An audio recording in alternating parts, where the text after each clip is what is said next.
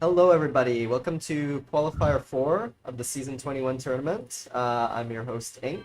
Joining me in the comms is Union and Wise Old Man. How you guys doing?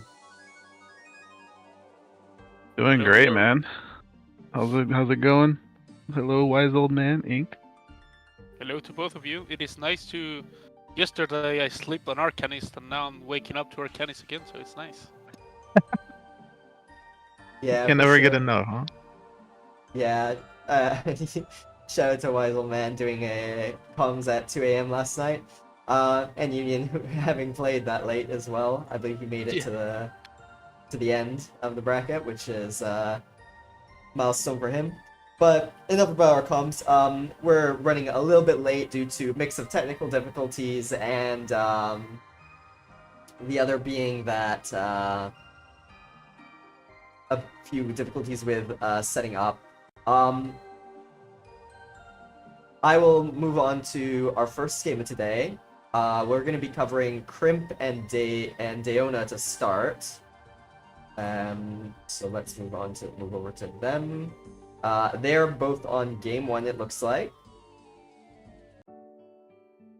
And they've already, of course, started. Although it looks like we got a bit of a bad time because they managed Looks to get the first win of today on their board. However, it's not over yet. It's best of three. Looks like it was a pretty close game. 45 HP left on day. Um, if not, let's see if we can. If not, then let's see if we can cover a different one. Um, I believe Value, Obel, and Leo are also in their first game. Yes. Okay. We'll move to Valuable and Leo Hart. They Alright. Yeah, let's one. do it. I'm excited for this. So I know Leohart is actually an OG player. Funny enough, I was watching back an old video and I saw him there in the lobby chat. So I know he definitely understands, the fundamentals. Um, definitely knows his way around like Arcanist. And Valuable, I actually played him in my qualifiers yesterday. And I will say he's a newer player. I'm not sure if he was here from the OG days, but he definitely has a lot of potential.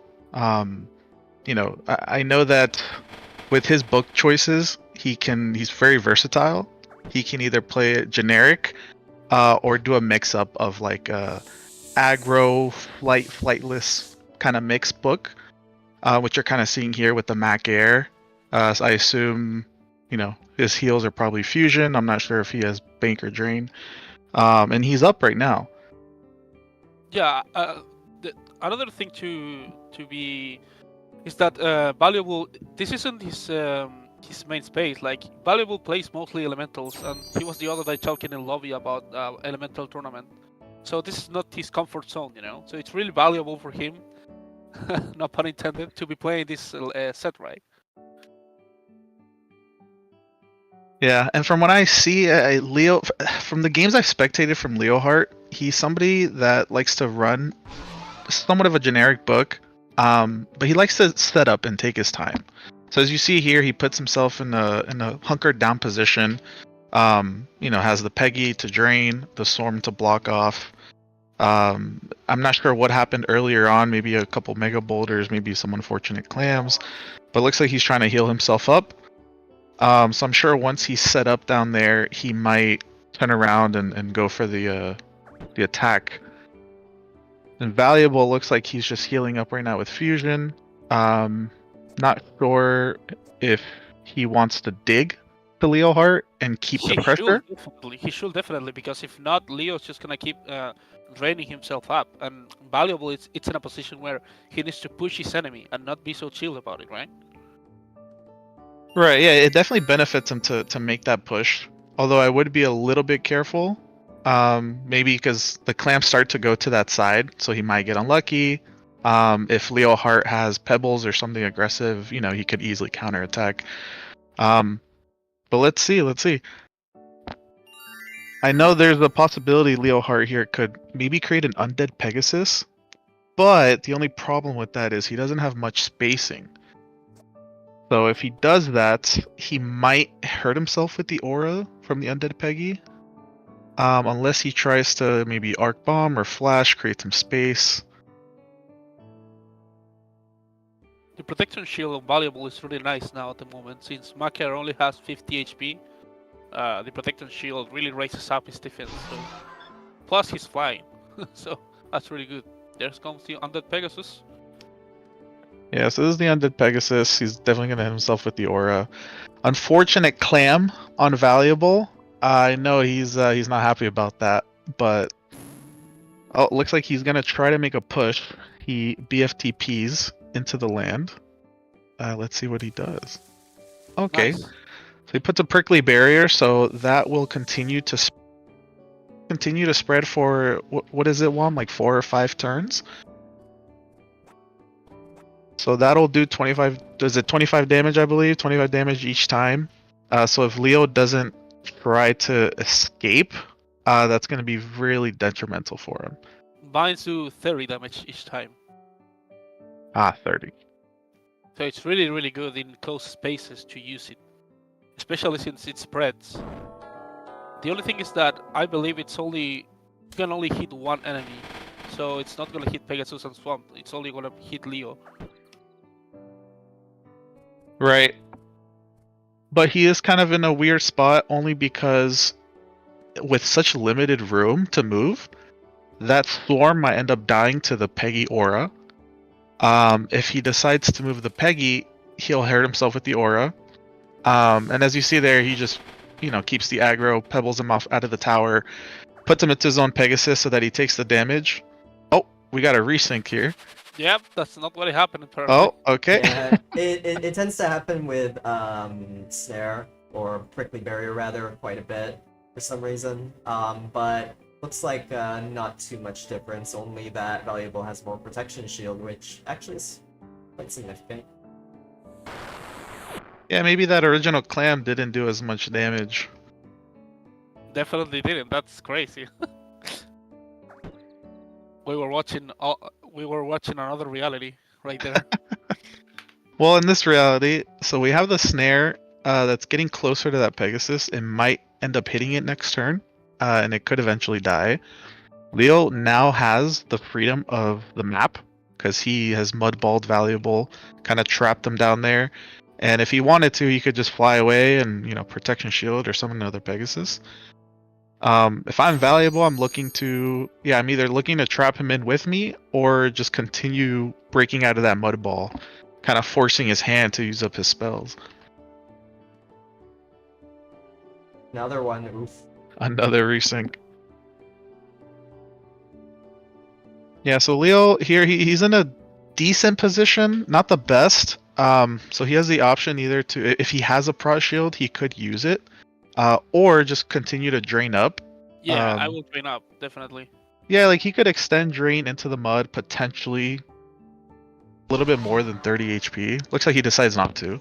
Yeah, because it will open a hole, so Valuable... At the moment, Valuable is not a threat, because it's trapped, Yeah, it looks like he's sealing out, so that kind of tells me he might not have something to destroy that mud, like a Flash or Arc Bomb. Oh, and an unfortunate Clam on Leo Heart. So now he's deflighted, his flight's on a cooldown. He's still trapped, so they can't really go anywhere. Yeah, the clams. That's what I was talking about yesterday with. Oh, and another no, resync. Oh, Okay, so he's still flighted, and he didn't get hurt. okay. Well, Yeah, I know resyncs can be really annoying. It's because of Snare or Ooh, that's a big Ooh, clam. that's a dangerous Clam. Yeah, he took some damage, and unfortunately, he's still trapped. Unless he detowers and walks out, but I don't really see why he would do that. yeah, he doesn't have space to do much here. If he can BFTP there, he will create a hole to attack Leohard, but I don't know if he has BFTP on his book. Yeah, he chooses to snare or prickly barrier. So that'll start to pile up over these next few turns. It'll force Leo to, try to fly higher, escape. But if he doesn't, then he's gonna get trapped, and next turn, if that hits, he will get deflighted.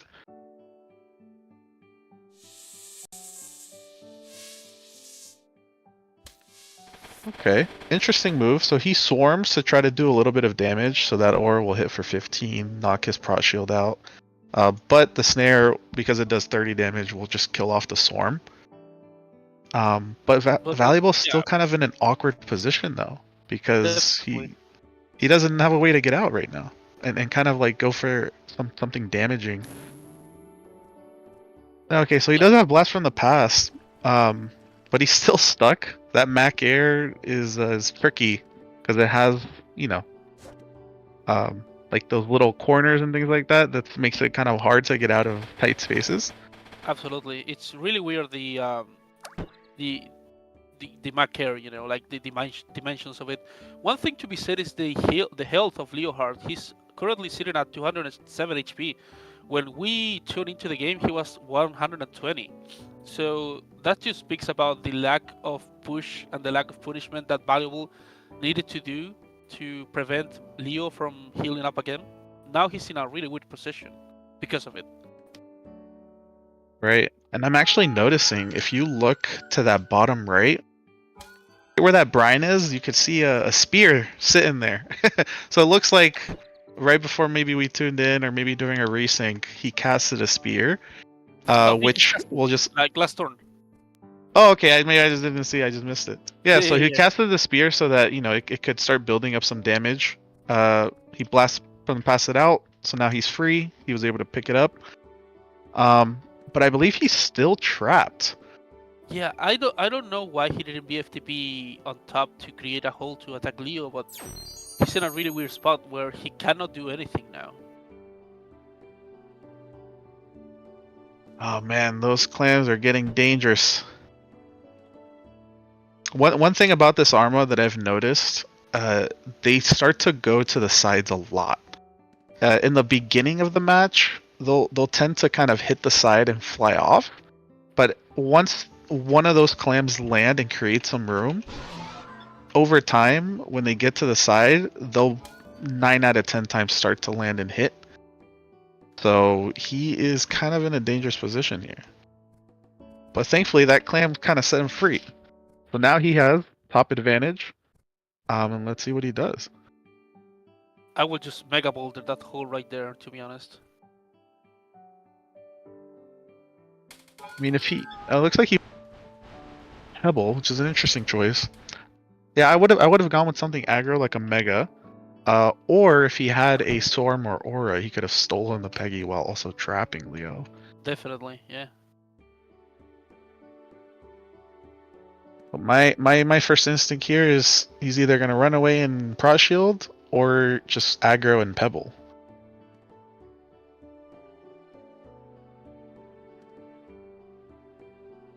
Looks like he chooses to run and hide, play a little bit defensive.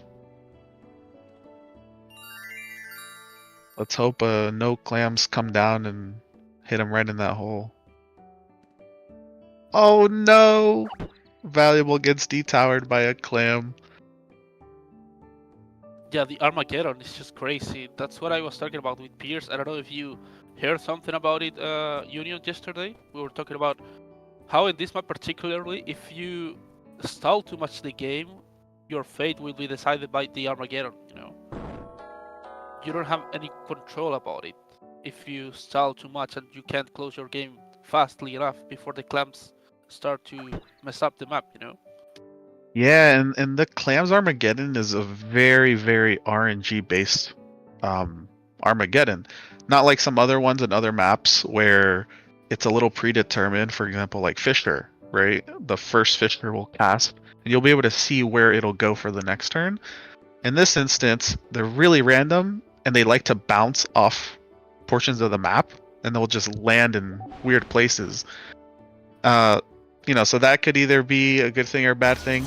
It's definitely heavily RNG'd. The only thing you might be able to tell is when the brine comes down, you know that the next turn there'll be another brine. But other than that, it's really just luck. If I will have to compare the Clam Armageddon to some other Armageddon, I will say Skyray. It's like the same mechanic, you know. Skyray is really picky as well. Yeah, Skyray is very, very random as well. But the thing with Skyray is that there's only one ray. It does 50 damage, and it doesn't take much away from the land. Whereas clams can kind of spread sporadically around the map. Ooh, big mega boulders, nice. Yeah, that's a very huge mega, and he's prodded with 20 while in flight, and he has that undead Pegasus free. So he's in a great position to, to just continue to pressure and just take the win. And the map is already really destroyed, so Valuable doesn't have anywhere to hide at the moment. It's all open areas. Okay, looks like he's just going to be aggro back, and honestly, that's probably the best play he can do, yeah. I think Leo knows and acknowledges that the map at the moment is really destroyed and Valuable cannot hide anywhere, so he's just gonna keep pushing it, till they win, maybe. Yeah, if he has another Mega Boulder, I would definitely just truck another one and take that HP advantage. There's nothing that Valuable has that would be able to finish Leo off. Here he comes. Oh, he's setting up. 1 second. Oh, he queued. Oh no! Ah, he queued. That's such a heartbreaker. I know exactly how that feels, Leo. Trust me.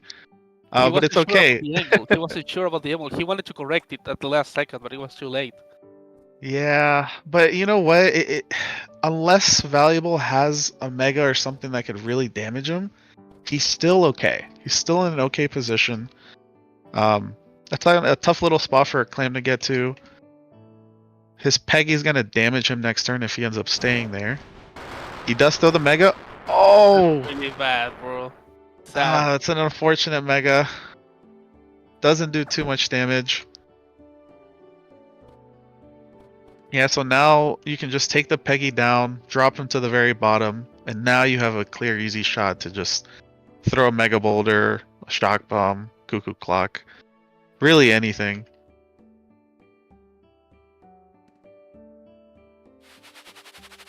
A good Mega Boulder is definitely gonna finish here. Yeah. Yep, there it is. GG. And that should be game. GG's. I believe that was game 1, right, Ink? Correct. Impressive comeback from Leo there. He was definitely on the back foot.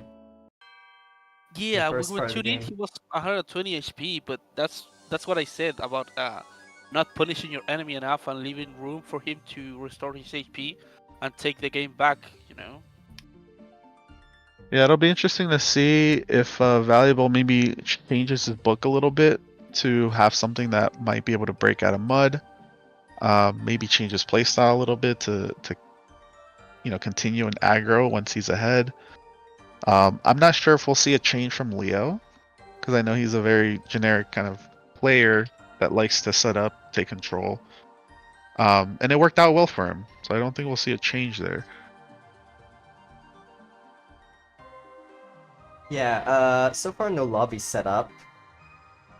Okay, there it is.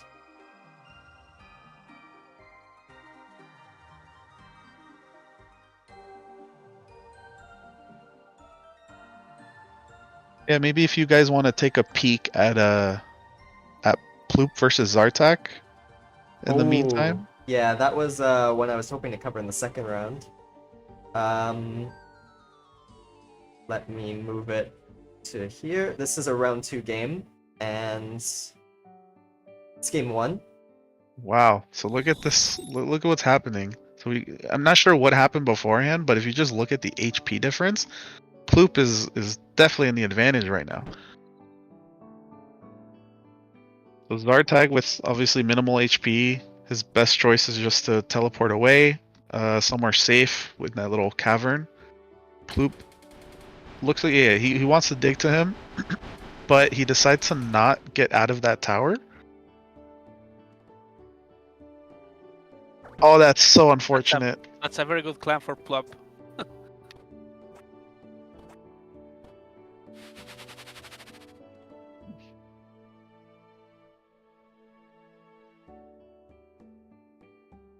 You know, it's interesting to see all these variations of books.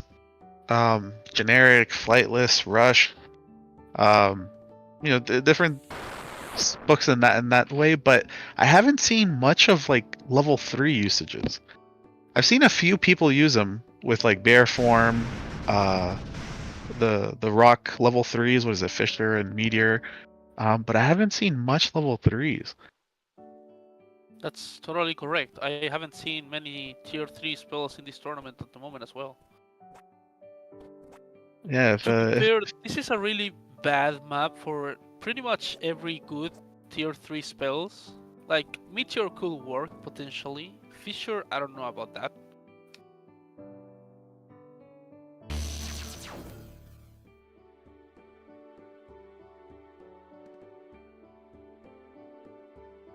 so if I'm Zartek, it looks like he wants to dig and create some spacing between him and Ploop, and maybe try to block off that top and try to give himself a chance to set up. Ploop is still, in the mud. He's trapped, can't really do much. Although he does have aerial, so he was able to punish him there. But yeah, Zartek is in a very, really bad position right now.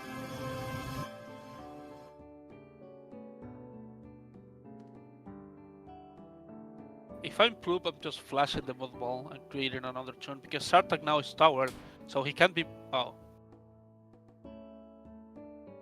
Oh, okay. So it looks like he went for a pebble shot, but maybe he hurt himself. So it Yeah, kind he of did. canceled it. Yeah, it was too close. So now we're at the same point of the previous game of Leo. Right now, if Ploop doesn't keep up the pressure, Sartak's just gonna come back, Yeah, I mean, it looks like he has some aerials in his book, which is helping him here in this situation. But they're not really threatening because he still has a bit of land up top. He created him some space for himself, and Bloop is still stuck in the mud, so he can't really punish and apply that aggressive pressure. So I'll ask, do you guys want to keep watching this one, or maybe we could go back to Valuable and Leohart? They're about to start game 2. Yeah, we can go back. I'll be honest. I think knowing Zartak, he's a great player. I'll say that I think he could make a comeback here if Ploop doesn't continue that pressure. But I guess we'll find out later. Okay. Looks like Valuable and Leo just started opening light mud.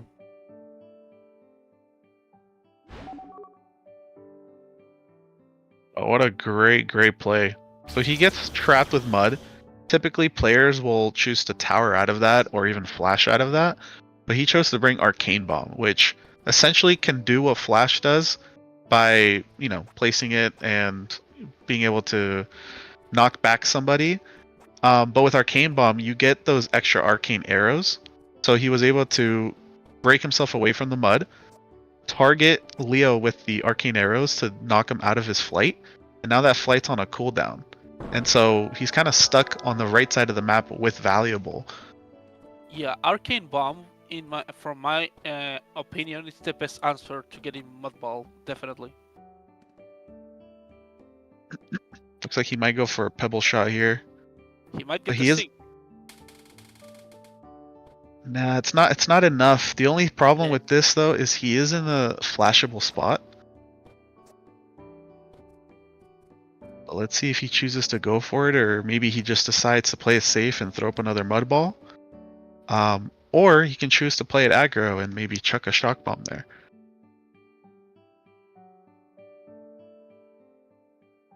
He's got 8 seconds. Yeah, okay. He plays it safe, chucks up a mud ball.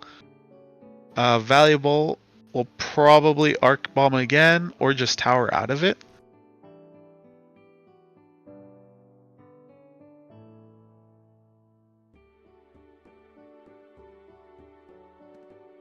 He's either thinking about what spell to choose or he's prepping his clicks to cast a spell.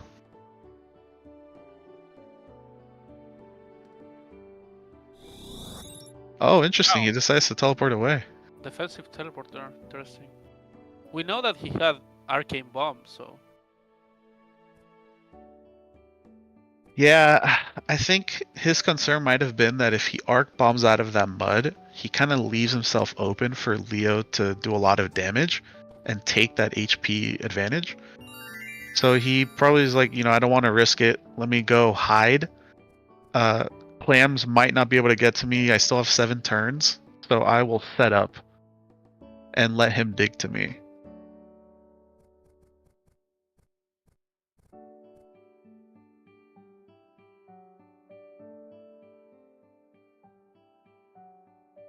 Although I think he's a little unsure. Usually when players do that back and forth movement like that, they're unsure of what their next move should be.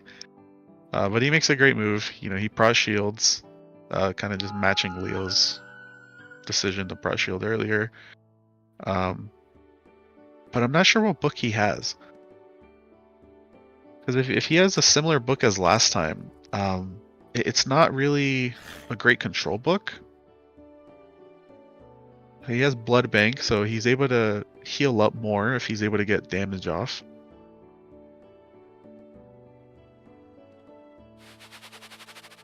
I'm thinking Leo will just pebble down, right? Yeah, at the moment Leo has the right the game phase. He keeps. Yeah, there it goes.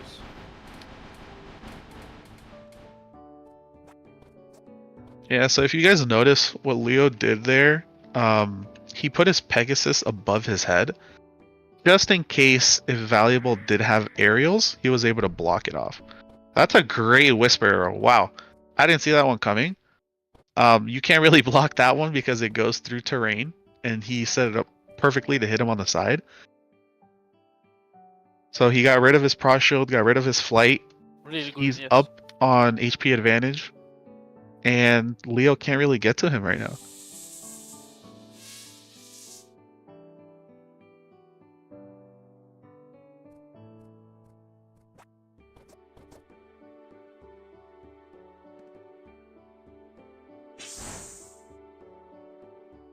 Oh man, I'm loving the aggression here.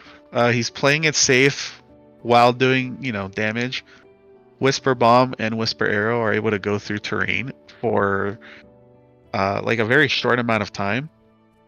And Whisper Bomb is unlimited uses, so he can continue chucking those bombs from a safe distance, and Leo can't really do anything about it.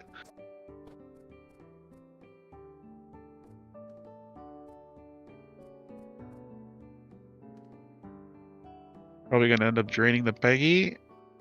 And I think he queued. Unfortunate queue, but it doesn't hurt him as much because Valuable can't really get to him. Yeah. He could try extending a Whisper Bomb. I'm not sure if it'll reach or not. No. Oh. No, it doesn't reach. No. Maybe the swamp. No. Nah. Good try though.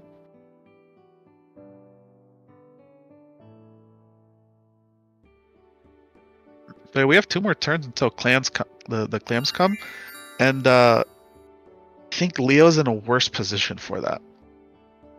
Because usually, like I said last time, the clams will tend to hit the side at the beginning, but they'll typically just fall right off because it doesn't catch some of the terrain. But if there's a clam that lands somewhere around that Pegasus and just digs down, Leo could be in a very bad position.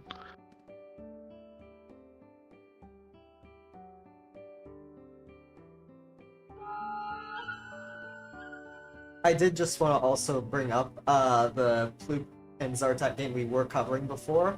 Ploop did manage to close it out and take game 1. Oh, nice. Thought that was worth mentioning to the spectators and whatnot.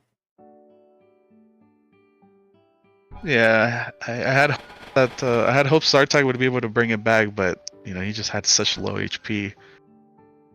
Yeah, so there comes the clams. So even though the Pegasus was able to block it off, if they continue in that trajectory, he will eventually get hit by those clams. And Valuable is in a really great position, and he's able to just spam Whisper Bombs as much as he wants.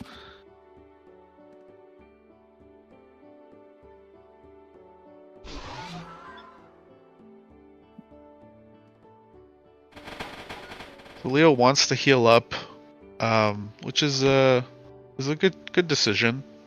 I think he wants to gain a little bit more HP before he decides to make a push.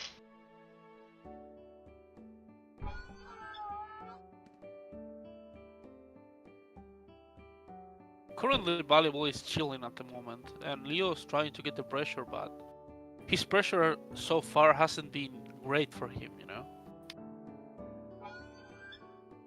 Yeah, and he's like in that one awkward spot where, you know, a clam could easily just go right down in that hole and just do a lot of damage to him.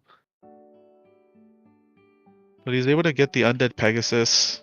It's not really effective right now, and I'm not sure why he put it under that terrain, because that's usually where a clam could get to it.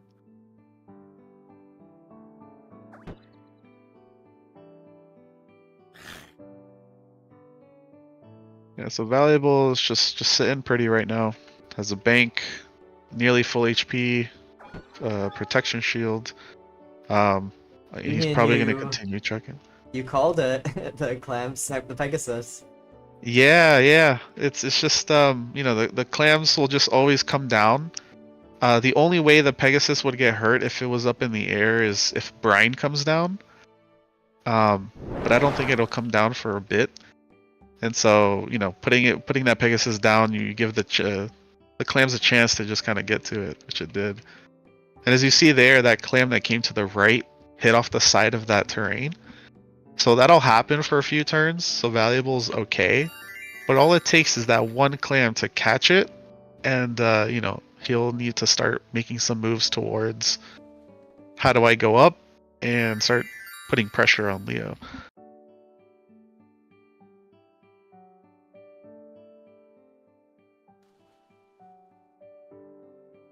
Yeah, it's a very, very defensive gameplay right now. I think Leo wants to use that spirit to windshield to block away clams and even that Whisper Bomb. And he might try to set himself up to pebble down. I mean, he's 75 Prot Shield right now, decent HP. That's what I would look to do. But I'm not sure what he's going for right now. I guess we'll find out.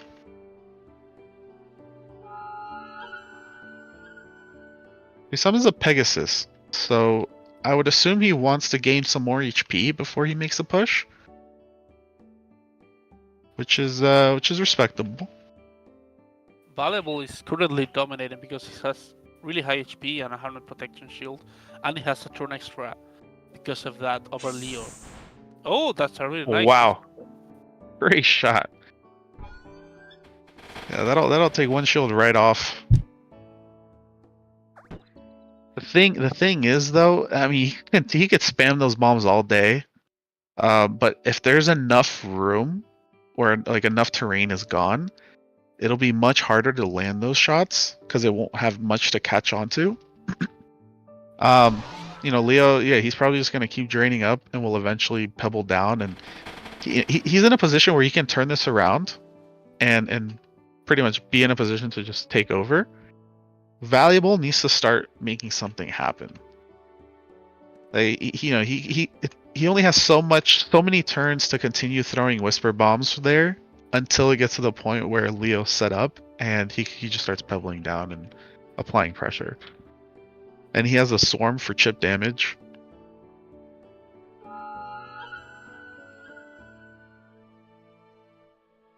Interesting. So Valuable has Pegasus now.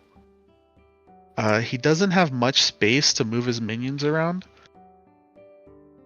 He can't heal off it. No, if a clam does catch onto that terrain on the side, you know, it'll do some damage to his minions. Maybe he's putting it just in case Leo does decide to pebble down. He could maybe block the next pebble with his Pegasus. I wanted to give one final update on the Ploop Loop and Zartek series. Ploop Loop did actually end up winning the second game just now as well. So Oh he's going to wow. advance to play Finn in round 3. Oh Damn, man, that's that's surprising. it's very surprising, but it's awesome to see. At least from I'm not sure who that is, so to me Oh, it's somewhat of a new player. no. Ploop Loop, he's been around in the community for a while. Oh, okay, okay. He's more of a tens player though, so uh, probably some on the newer side for HTS, but yeah, definitely somebody who's well known in tens. Um, Oh, gotcha. I think he's also in EU, so that might also be a factor why you haven't seen him around much. Got it. I mean, it's still awesome to see. I mean, I know Zartek. He's a fantastic player. Very versatile as well, playing flightless with level 30s and even generic. So, for him to get defeated is it's a great feat.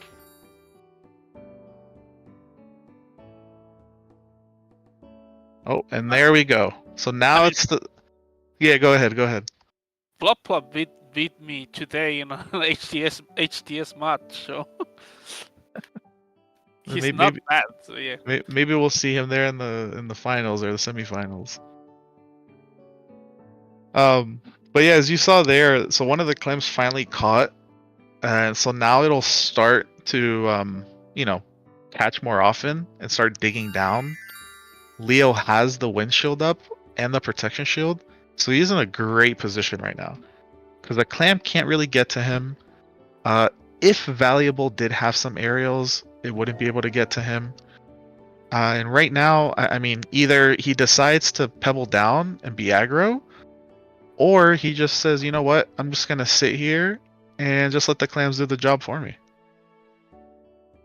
That could potentially work, yeah.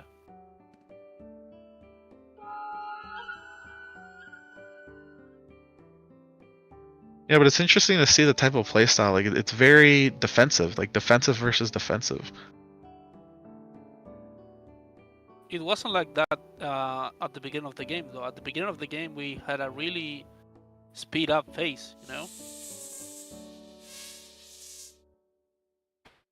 It all changed when Valuable decided to teleport defensively to the bottom of the map. Yeah, but I start to figure if I'm Leo, I'm up by 1 in the series. I'm in a great position. Why wouldn't I want to make that push, start the aggro? Absolutely, yeah.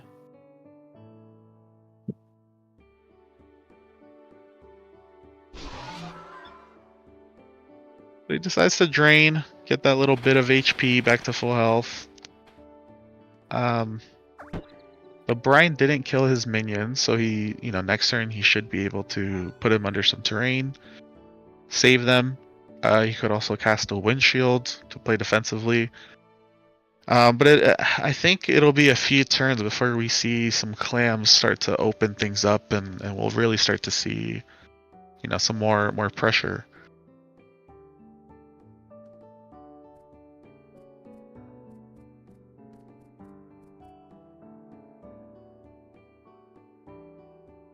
Oh, and valuable cues. You saw there he was kind of moving around, not sure what to do. Yeah, so that's one of the main things I've seen in all of the games I've watched in this entire tournament. It's when you get to a place where you are full HP with full protection shield with 3 out of 4 minions, and you're trapped.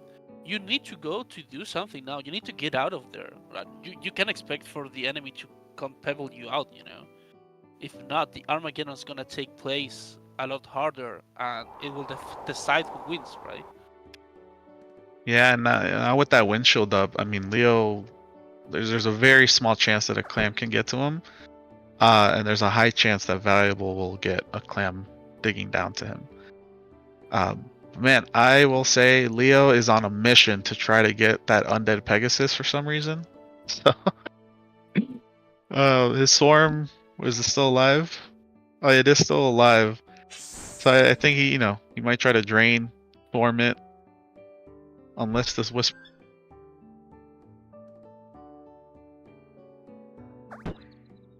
Yeah, I'm calling it. I think he wants that undead Pegasus. Absolutely.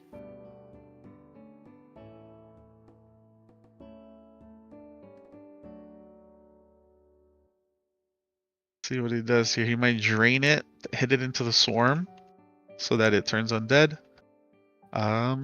Looks like that's what he's setting up to do. Yep, there he goes.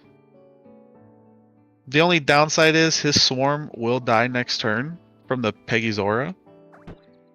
But hey, he'll have his undead Pegasus, so props to you. Yeah. There it goes. That's unfortunate that he tried to block that little crevice off with his spirit shield or his spirit. Because it's such low HP that valuable swarm was able to just kill it in one shot, and now that windshield is gone. Oh, nice clam. Okay, so here we Now go. you should definitely take the offensive here with that opening. Yeah, definitely.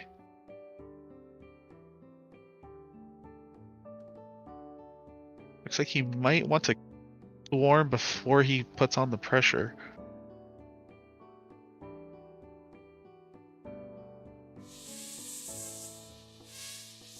Yeah, looks like he's a little worried about that swarm.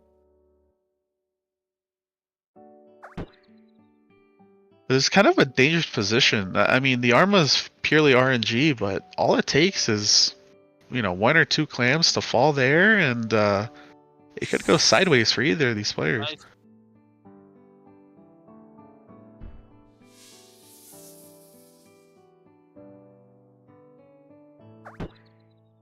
Yeah, that's a the great clam, whisper.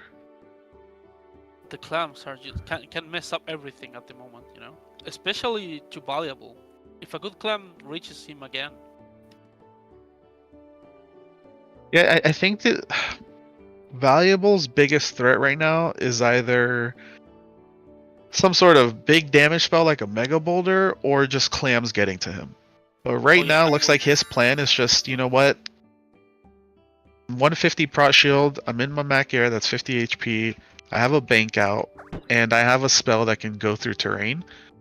If he gets close, I'm just going to keep spamming it, and that's all the damage I need to do. But in cases like this, where Leo's not close enough, Valuable's kind of like stuck on what he should do next. Okay, finally, I think he decides to go out. Yeah, Valuable Alright. gonna be the one that takes the initiative here.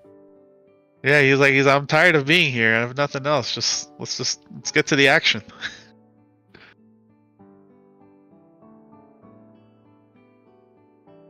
Yeah, so Leo's gonna use that swarm to trap the Pegasus, but I can't really move anywhere. I'd assume, if he does have pebbles, actually, he might might be a better option. Or if you just want to be really aggressive, you could pebble it, but it won't de-tower him. Oh no. Oh no! And Leo gets the Q again. So this time, the Q will definitely hurt you. And this is a perfect time now for Valuable to really capitalize on that. I mean, you're practically 200 HP up because that Mac Air gives an extra 50. If I'm him, I'm looking to do as much damage as possible.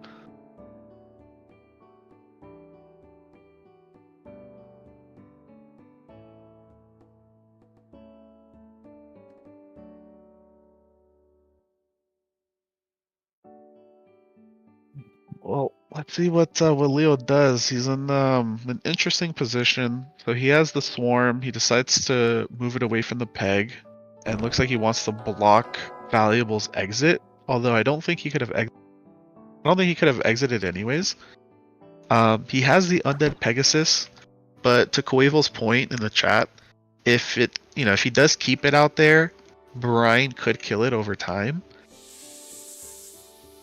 So it's kind of coming down to the wire. Like, something needs to happen. Someone needs to make that first very aggressive move, like a Mega Boulder, an Ice Bomb, a Cuckoo Clock, anything that does high damage here, to kind of turn the tides.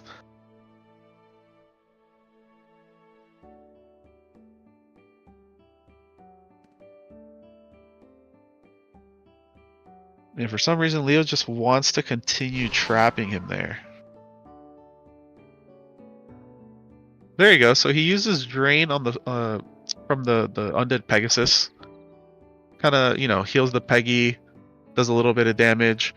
But yeah, it's about time. So those clams are starting to come, and it's only a matter of time before Leo, you know, ultimately is in a really, really bad position. There's another clam. I don't think that'll hit, but it's just getting closer and closer. So Valuable, you know, has a little bit of luck on his side. He has the Whisper to go through the terrain. You know, like you said, Weisel, man, it's really just going to come down to the Arma. Yeah, I mean, both players have played their game specifically to decide that the Armageddon will have a ton of power deciding how's the match gonna end. You know, and that's one thing I was talking with Pierce yesterday about you getting the phase correctly for not to get to a point where the Armageddon gets too much power over you. You know. Right, and that's a great prickly barrier because that kind of forces Leo to de-tower and move away. But he does have 2 Undead Pegasus now. So if he's lucky enough that a clam doesn't land there, those will heal each other over time. And, you know, it will also damage Valuable if he's not able to kill those off. So now we're starting to see a bit of trades. Leo, yeah, he positions the Peggy with more HP to trap so that the 25 HP is a little safer. It can heal up. Not really sure what Valuable can do here. Oh, and he gets 2 clams on him. Oh, both Undead Peggies die. That's what I say, bro. If you play your game to this point, the Armageddon is just gonna decide who wins. That's it, you know. Yeah, I mean, unless there's a racing, maybe, I don't know. I doubt it. But yeah, the Arma's gonna decide this one. It looks like. I mean, 2 clams come down, kill off the Pegasus, opens up the you know, the hole there, so Valuable is able to get out, and now he's finally able to do some damage there. So he throws a javelin, takes away Leo's Proc Shield and Flight. Now, hopefully, we start to see you know, more punches thrown here. I mean, the map is destroyed completely, so neither of them has a place to hide at the moment. Yeah, there's no more hiding, really. It's more of just, I just gotta use up my spells and do as much damage as I can.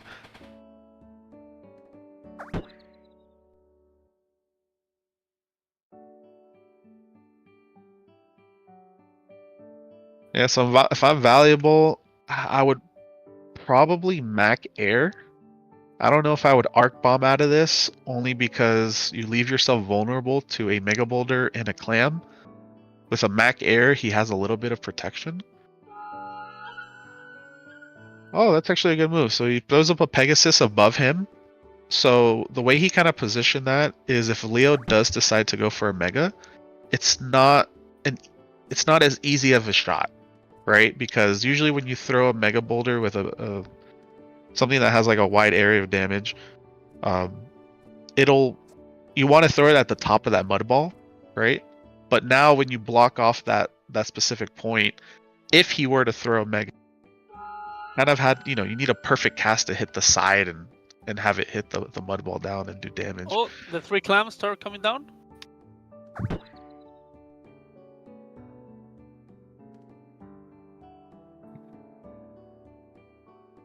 Yeah, I mean, this is such a defensive playstyle from both players. It's like you said, it's gonna come down to the RNG of the Arma. Clams are, I mean, if you just look at the map as a whole, there's nowhere to hide. You start seeing water now. Those clams are slowly just destroying everything. It's gonna get to the point where these guys just need to start throwing all their punches. So he decides to Arc Bomb, do a little bit of damage. He is in a very vulnerable position here because Leo could do a lot of damage with a Mega. Hopefully he doesn't Q this time though. I mean, he has 15 seconds. There he goes. Oh, not the greatest Mega. Only does about, like, what, 57 damage? Clam's gonna help for sure, But- though. Yeah, that clam will definitely help him out. So yeah, That now you're gonna was start like- seeing, trades. So it's just one attack after the other. If you decide to try to even attempt, if you attempt to hide, you're just gonna get punished. So I think it's coming down to the point where you have to throw your hardest hitting spells. There you go. So you see a mega. It's not the best mega, but hey, it's something. Puts him down, and these clams, oh, so close to something like, getting it. at this point in the game, we could have had the same interaction on turn like 5 or 6. It all comes down to the same. If you think about it.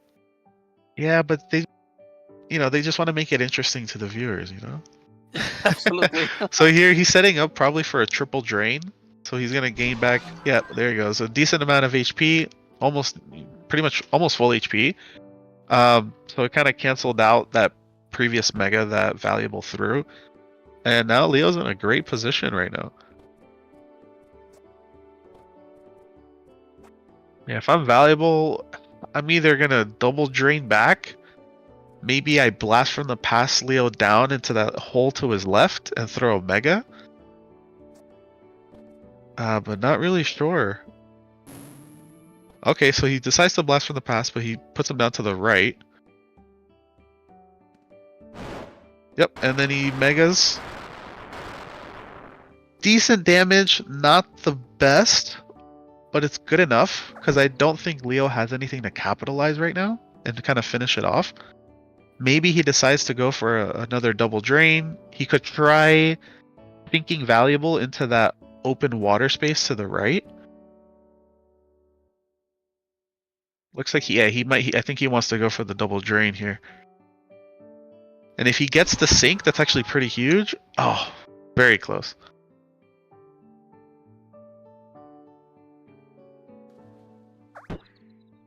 So they're a little lucky in terms of clams not really punishing them right now.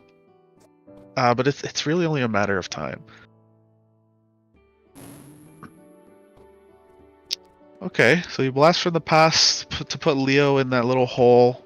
I'm not sure if he has like a... What was that? I don't know if he already used his mega boulders, but maybe a good mega boulder there would help. Yeah. the Oh clams. no, that's it. GG's. Wow. Savage. Yeah, I mean, you called it, man. It came down to the Arma. No one decided to push. It was very, very defensive on both ends. They just let the Arma do its thing, and it came down to the wire. And Clam said, "You know what? Let's end it," and we're giving Leo the win. So congratulations. Okay, so that means Leo will take it 2-0. He'll advance to play Usman in round 3, who beat Adam in his previous round. Going Oh, around the man. bracket, I'll go around the bracket. JG Salem beat Tubby 2-0. Shindig beat King Kai 2-1. He's playing Comet Dust next. Cadius beat Haxus 2-0. He's playing Sean Connery right now, I believe. I don't know if they... Oh no, they just finished their series. And Cadius won 2-0. Yeah, that was round 3, so won the most advanced match that we have so far. Bloop Bloop, of course, beating Zartek 2-0. Deona beating Crimp 2-0. And yeah, I think that's it. We had Sean beating Triverse 2-0 in round 1. And now I think we can also move on to... We can either do Finn and Ploop Ploop, who are on... It looks like game 2. Let me double check. Yeah, game 2, Finn is up 1-0. Or we can move on to Increase and Kata, who are also in game 2. They had a very long game 1 that went, I think, over 40 turns, if I'm not mistaken. Increase took game 1, though.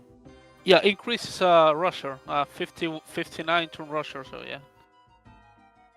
Yeah, I'm looking at these round 3 matchups, and wow, like those looks like some exciting games. I mean, if Increase takes the series against Kata, he's gonna verse Bildems. It's gonna be a great matchup. Was it Sir Semper versus Too Fun? I think Too Fun might have the edge there, and if he gets, Ooh, Too Fun is actually down 1-0. Do we want oh, to look at that? interesting. Do we want to look at that one? Yeah, let's watch it. Perfect. But yeah, there's some great match. I mean, Ploop and Finn, that's another good one. Day is also great to watch. Theo and Usman is gonna be a one hell of a match. I'll just double check to make sure this one is correct. Yeah, it looks like Sir Semper is up 1-0. So I will fix that real quick.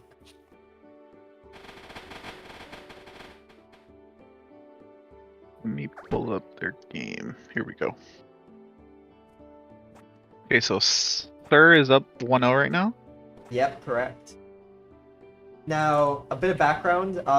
Too Fun has had Too Fun came in the semifinals of the New Players Tournament, which was of course a big achievement. It's the biggest tournament we've ever hosted. Now he's of course facing tougher competition in the main tournament. No more new players, although he's playing some, of course, but veterans as well. And in terms of the qualifiers so far, I believe Too Fun actually got as far as the quarters in one of them, but other than that, he hasn't had the best qualifiers. Sir Semper also has not had the best qualifiers. I believe he's gotten eliminated early in both, so if he does manage to win this will actually, I think, be his best quals performance so far. But we'll see if he can capitalize. Looks like Too Fun has the upper edge with these two swarms, though. Yeah, I mean, he has the two that can do 15 chip damage each, but Sir isn't a Sync, so it can't really do much. Although, wow, that's a great Mega Boulder. He's able to knock him out of the Sanctuary, do some damage, knock him to the Swarm. The clams, and then the unfortunate clams! Oh, man! Oh, that's so unfortunate for Sir. Yeah. This is just Too Fun's game to win. I just don't see how he's able to lose this.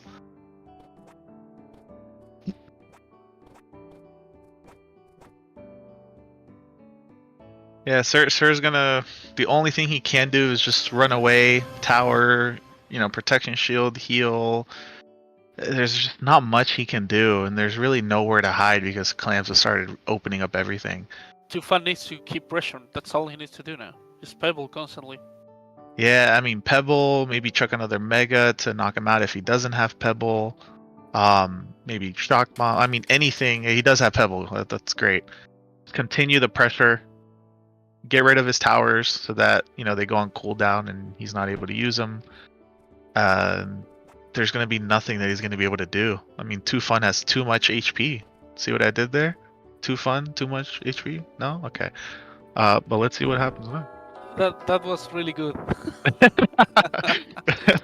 It looks like Sir has a triple tower book. I haven't seen triples. I've seen double towers, but I haven't seen triple towers.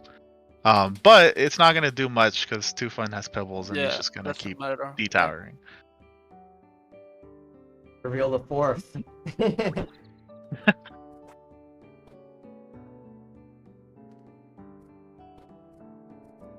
Yeah, I'm not sure what he's able to do. I mean, that's a good Sync, right? Gets rid of his protection shield, gets rid of his flight. But if I'm Too Fun, I'm just keep throwing pebbles. Get rid of those towers. Keep the pressure. Don't Sync yourself, please. Don't do anything that will give Sir any sort of tempo here.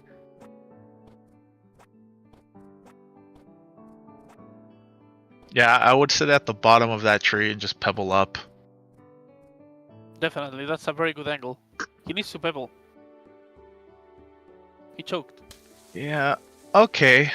I mean, he does a prickly barrier. It's It's not as effective as it would have been if he pebbled, but it'll still damage, and over time it'll get rid of the Sank, but it will allow Sir to, buy some turns to get rid of the other tower cooldowns.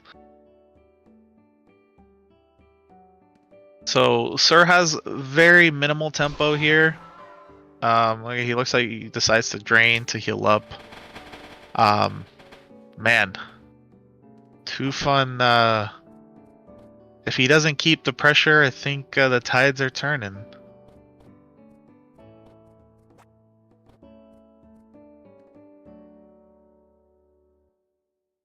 So it looks like he's gonna maybe pebble. Oh no. Okay, he decides to drain. It's a good drain. Detowers him, heals him up. I'm not sure if I love that position, because if Sir maybe has a blast from the past, he could look into knocking him down.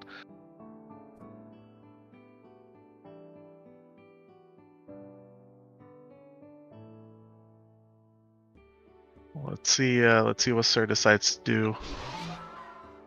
Okay. Okay, good drain.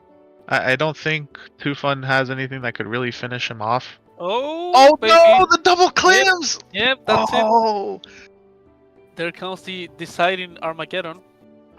see, that's the thing. When you're in a position where you're just it's like it's just your game to win. Don't let your foot off the gas. I mean, you're looking at what happens when you do, right? He instead of continuing that pebble to detower him and Yeah, keep he the pressure, just a little bit of tempo that you give to your opponent, and they can just turn the match around.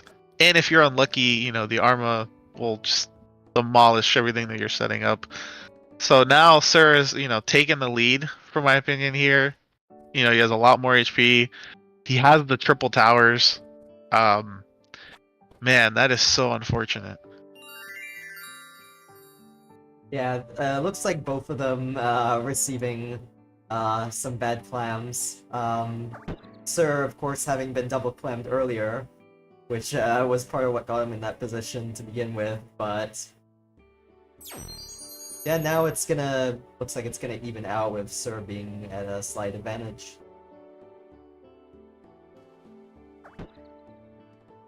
Yeah, I mean, man, this Armageddon is something else.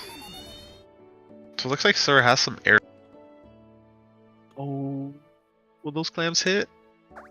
Oh, it does! Just at the last second, that clam fell down and detowered him. But that's alright, because Too Fun has Sir trapped. So he is able to either, run away and Prot Shield, or go for a double drain. Yep, so he goes for the double drain.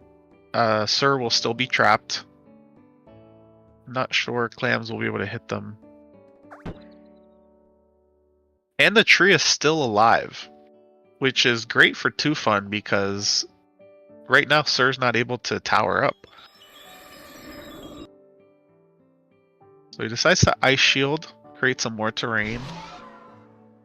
That's interesting. I think he's trying to block off any areas where he could get hit from the sides.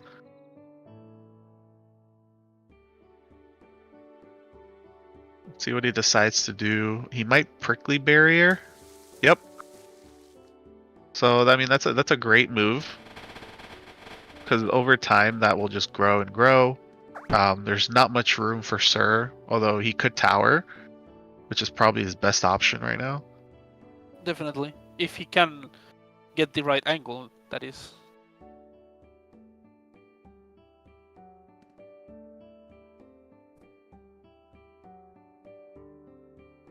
It looks like he's thinking about it. Maybe he's deciding what tower he wants to use. Yeah, man, he has 3 options, so. Yeah, so I mean, what do you do now if you're Too Fun? I mean, you let your foot off the gas. No, I pebble. You got the clams that hit you, the double clams, and turn the tides. I'll definitely keep pebbling if I'm Too Fun.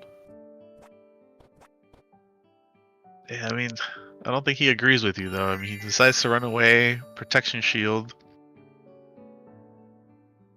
Oh, we got the triple clams coming down, but it won't really do much. So I'm pretty sure he's trying to bait Sir to get out of the tower and make him come to him. He's probably telling him, hey, like, I know you don't have anything hard hitting that can kill me off right now, and I need you to get rid of your towers. Sir says, you're absolutely right. You called me. You called my bluff. I'm not going to move out. Oh, he decides to lob a Mega Boulder, but That in what universe that Mega Boulder could have hit, I don't know. yeah, it's an unfortunate shot, and he got the clams to detower him. Although I don't think Tufun has a way to punish this, because he lost his flight, and it's probably on cooldown. So there's no way for him to get up and you know, do some damage. Yep, so it looks like he's just going to tower, play a little bit defensive, probably until his flight cooldown is completed and he's able to use it again. Oh man, and those clams are just unforgiving. So now you see the tides have turned again. So Tufun has the advantage here. He has the HP advantage. He's in a decent spot where clams, you know, He's not probably in the won't best get to them. position. I want to say, like, if Sir had, like, some mobility, perhaps he could capitalize on that positioning with, like, a flash sync. Yeah, you know, I was thinking that, but I just don't know if these I guys don't are think bringing flash. I don't think, yeah, he might not have flash, or, I mean, he might, you know, just not be able to get over there. Yeah, so he's pretty much doing what Tufun is doing. He starts creating space between them, trying to bait that player to detower and make the push to them. You know, play a bit defensive, put some protection shield. But once you get to this point, like, I'm not really sure what you can do. You know, it can just tower up, continue the defensive play, hope that Arma's on your side. I mean, Tufun has a swarm, so he's gonna do some chip damage to Sir, 15 each turn. It'll eventually get rid of that shield. Yeah, it looks like Sir's playing a bit more defensive. He brought out the Spirit. You know, the Spirit can cast Windshield, so it'll protect them from the clams, but it won't protect them from the swarm.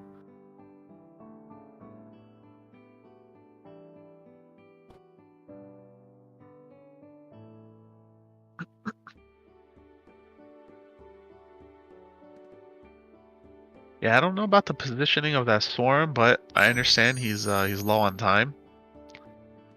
He decides to tree the right. It's an interesting tree.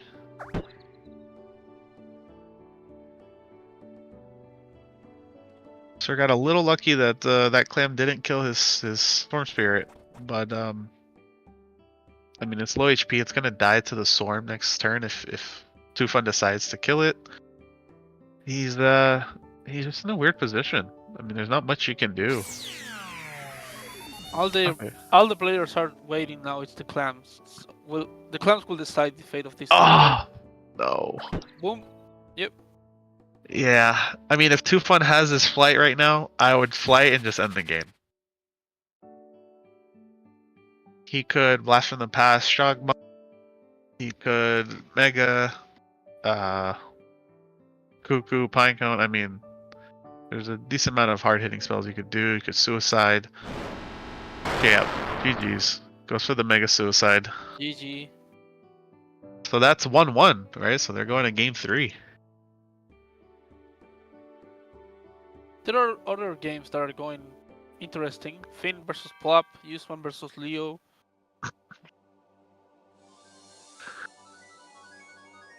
Yeah, man, there's some great matches happening. I mean, you could click. Honestly, you could click into any one of these, and they'll probably be great. Yeah, so quick update. It looks like Increase managed to get the dub over Kata. They'll end up playing Beldams in round 3. This is Beldam's first tournament, I believe. Which is gonna, so it's gonna be interesting to see how he performs. He's a well-known OG player. On the other hand, it looks like Oop and Finn are still going. They're at 1-1. And yeah, Comet Dust and Shindig are also at 1-1. And you have J.G. Salem that beat Pakuchi 2-0, so he's waiting in the 4th round. Yep, JG Salem has played in the tournament before. He played all the way back in Season 9 in the Mosley Harmless tournament. Um, he didn't, he wasn't around that much afterwards. At least I didn't see him around, but on the Steam release he came back and played. He's a HTS main. Alright, so Sir Semper and Too Fun have started. We're 1 minute in. Looks like failed flash to start. Yeah, it does look like. Looks like maybe Sir decided to prot shield. Too Fun saw an opportunity to flash, missed the flash. Now we're here. Sir casts the mud ball. Too Fun could look to continue flashing or just tower. Or he could just teleport away and say, you know what, I'm going to play defensively, set myself up, and let the game drag out a little bit.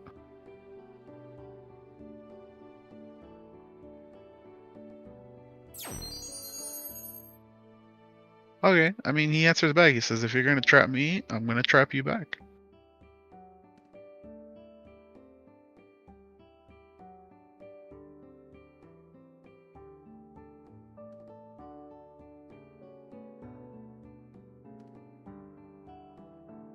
I'm not really sure what he wants to do here. I mean, if I were him, I would just, teleport out. Summon a minion that could do some damage to the tree. Okay, so he has Bank, which is actually great.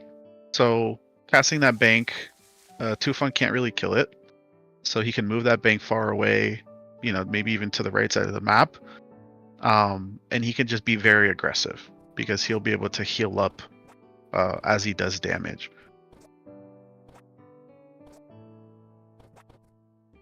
Yep, so it looks like that's what he's going to do.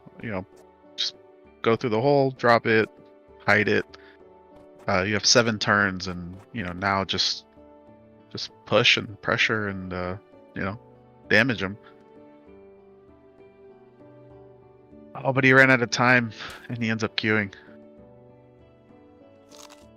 Yeah, it seems like they're starting a little bit more aggressive than the last game, but we will still have to see what it will become. Hopefully the players understand what happens when you took long enough to close a game.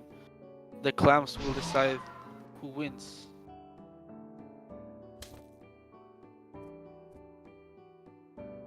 Yeah, I do want to see some more. Yeah, there we go. That's it. Very nice Mega That's Boulder. it. 94 HP on the turn 6. Great. Yeah, that's what you have to do. I mean, once these hard hitting spells are available and you're in a position to use them, like capitalize. You're in a tower. You're nearly max HP. You some damage with Prickly Barrier. Your Mega Boulder is unlocked now, and now he's got a huge advantage. Yeah, Sir's gonna just fly away, probably Protection Shield. He's gonna bait Too Fun to de-tower and force him to do something.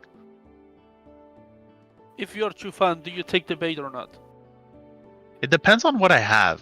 So if I have something like an aerial or an arrow, I wouldn't. I would just use it from a safe distance. If I have something like Mud Ball, maybe Cuckoo Clock, Spear, or I guess, what is it, Javelin, I would do it. Interesting. So he tried to fly through the top, noticed that he wasn't able to get through, decided not to use the south option. I'm pretty sure he could have gone through the bottom there, but he hides himself inside his own prickly barrier so that Sir can't get to him. A protection shield, but yeah, great Mega Boulder back. So he let his foot off the gas. Sir just capitalized it. Like I said, he has the Bank out, so if he's able to apply a lot of damage, he's gonna heal from that damage. So now he, he pretty much turned the tides here. He pretty much turned the tides here. He pretty much turned the tides here. So now he's gonna, he, he pretty much turned the tides here. So now he's gonna, he pretty much turned the tides here. So now he's gonna, he pretty much turned the tides here. So now he's gonna, he pretty much turned the tides here. So now he's gonna, he pretty much turned the tides here.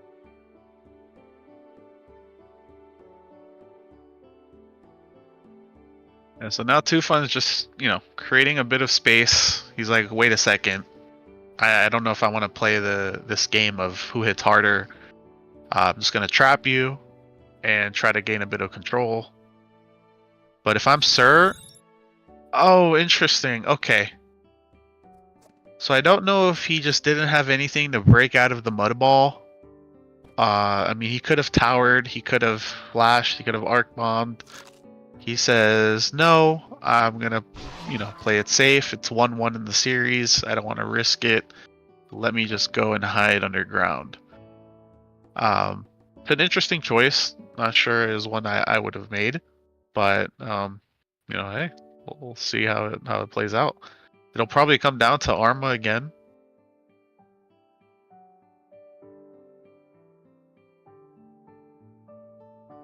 If I'm Sir here, if I'm in this position now, maybe want to create some space.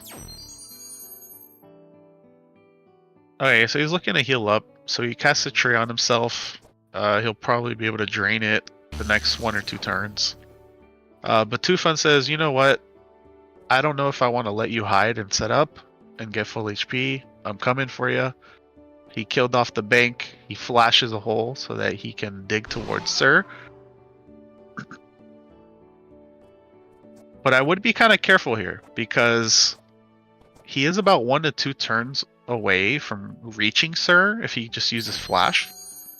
And Sir can just continue to drain up and gain his HP, and he has that 25 Frost Shield. So if he decides to dig without setting himself up first, Sir could turn the tide really quickly. But as you see here, he decides to tree himself again so that he's able to drain this turn. Yeah, this is definitely going to be another Armageddon deciding game, apparently. If Tufan doesn't decide to Pebble or to flash towards Sir Semperfi, the Armageddon's just going to take another 40 turns before the game closes.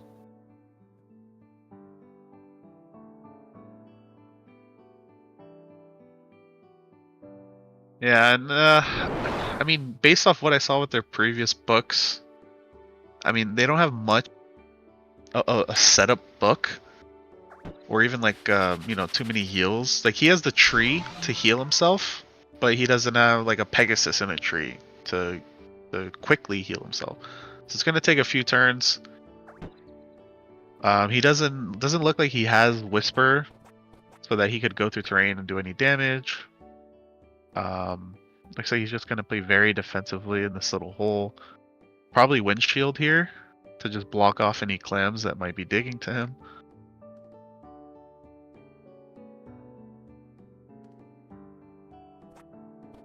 He's running out of time though. He's got 5 seconds. I hope he doesn't Q. Okay, he doesn't Q. Yep, he throws up the Spirit Shield or the Windshield. If I'm Tufan, I'd probably just Protection Shield, set up just a little bit, and then start to dig. Then start to apply pressure. Because if this game drags out, it's really a game of chance at that point.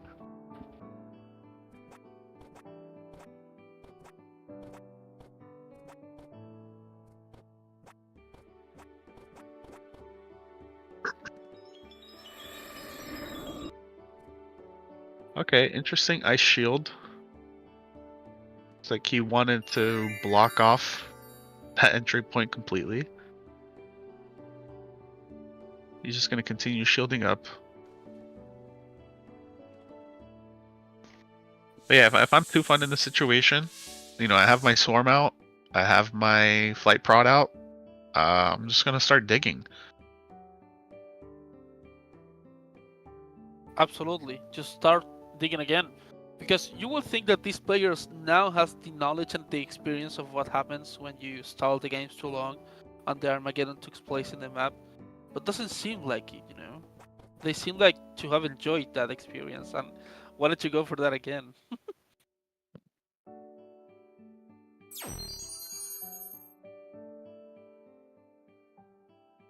Wow, talk about playing extremely defensive. So he's treeing himself. He's like, I'm gonna make sure I have no clams coming towards me. He probably wants to heal up, and then yeah, there you go. So now Two Fun's like, all right, I've had, you've set up too much already. You've gained enough HP. I'm coming for you. So he flashes. It's probably gonna take 2 turns with flash to reach him, but that's okay. Continue the pressure. Sir can't really do much here. He's trapped himself.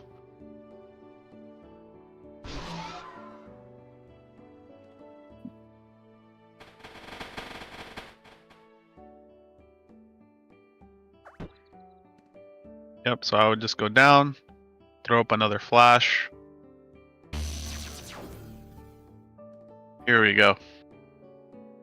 I think Two Fun understands. He's like, if I don't want this to drag out, because if it drags out, I'll probably get double clammed again.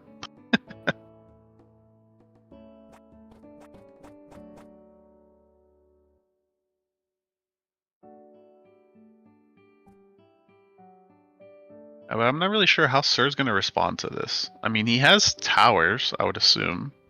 So he could tower, take a hit, and then attack back. Which looks like he's probably thinking what I'm thinking. Two Fun could go for a pebble. Maybe mud him, but it would end up trapping him. I don't know. What would you do at this point, Wise Old Man?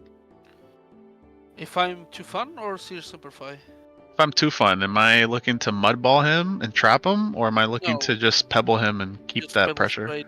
Yeah, just pebble him. And try to pebble him on that little hole. Well, that actually works too as well. That will keep up the pressure too. And that little hole, well, I'm certain that Seer Simplify has BFTP. But he might be baiting him to the tower himself and go over that hole and try to be more aggressive. Yeah, and I mean, I would do that. If you sit there, you're just gonna keep taking damage from that barrier. Exactly. And just lose your protection shield. Yeah, I will also do tower and go for aggressive here because Too Fun is flighted at the moment. Seer Simplify doesn't. Seer Simplify has his flight saved, and if you look at the map anywhere, there's no safe spot anymore. All the map is open at this moment, so it's all gonna come down to aggressiveness now. Yeah, so he unfortunately decides to drain, and it doesn't really do much. It just creates an opening. So that protection shield is going to be gone. Too Fun can just go down, block that entry with himself or the swarm, and then just pebble. Yep, and just apply pressure. Although, if Sir does have his Sank still, he could get rid of that in one sweep, which I think he will go for.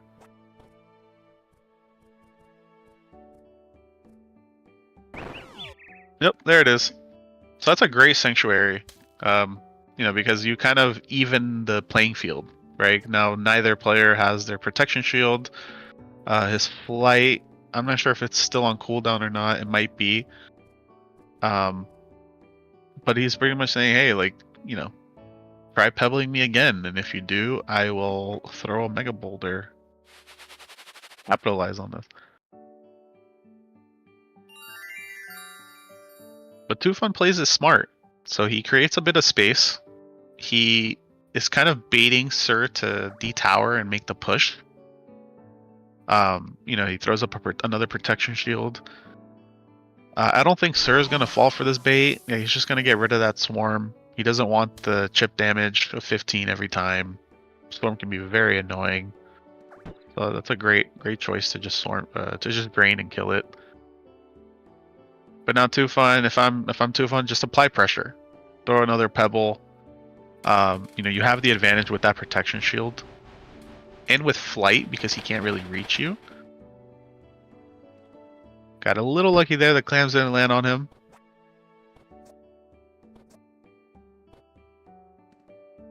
Absolutely, 100%, yes. The clams will start to decide the fate.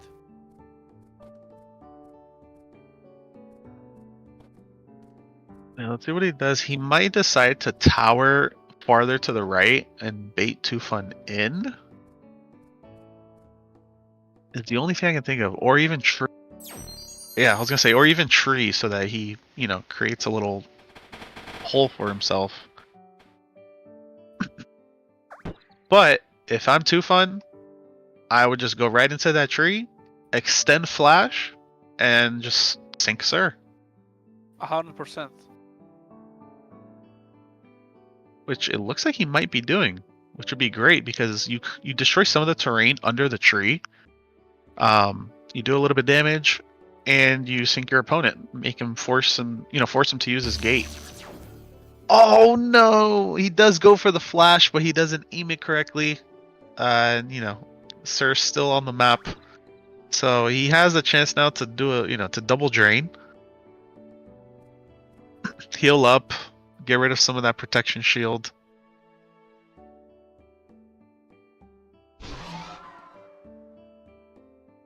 Yeah, now there's not much Tufan can do. I mean, if he has Blast from the Past, he could Blast from the Past. Oh no, he can't. The tree is still alive, so there's not much he can do at this point.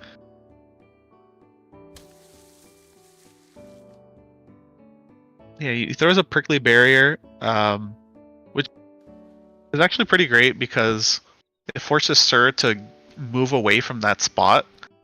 Otherwise, the barrier will just continue to just spread in that area. Oh, and he does have flight. Interesting. Yeah, he did reveal it earlier. Last game he didn't bring flight. This game looks like he changed up his book a bit. Yeah, so he's pretty much doing what Tufan did earlier, create a bit of space, run away, and just protection shields. Yeah, there's not much Tufan can do. I mean, he could try to pebble down, but he would be exposed at, getting deflighted. I mean, I think what Chufan could do is BFTP that branch of the tree and get past the tree and just try to sink Seer Simplify, right? He could, but that's not an easy thing to do, depending on what spell you have. I mean, if you have like a Shock Bomb, a Cuckoo or Mega, I mean, you got to be very confident in your ability to land those shots. But it looks like he chooses to play it safe, puts out a swarm. He knows that eventually, once there's an opening, he can bring in the swarm and just start chipping away at his protection shield. But Sir is going to continue to play defensively. Throws up a Storm Spirit. I'm assuming he's going to shield it so that clams don't hit him. An unfortunate clam on Tufan knocks out his protection shield and his flight. Thankfully, his swarm is still alive. But yeah, it's just another repeat of playing very defensively, and Armageddon will eventually decide the fate of this match.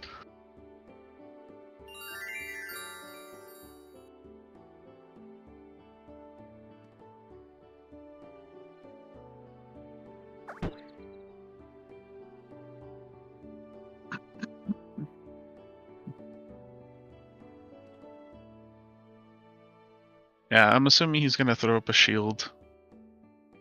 Because there's really not much. Yeah, I don't like that Sky Ray. Oh! But there's two clams that come down and create an opening. So now Tufan has to take advantage of this. So he's gonna bring his swarm over, do a little bit of damage. And I would assume I mean, if I'm him, I would just chuck a Mega there.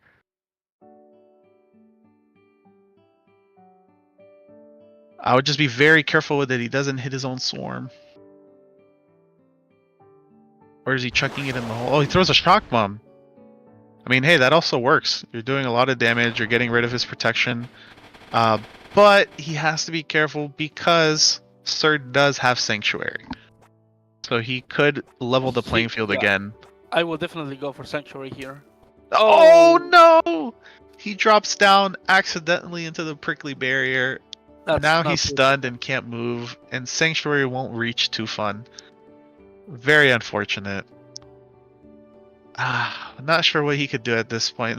The only two options I see is, yeah, Tower, or even teleport to the left side of the map.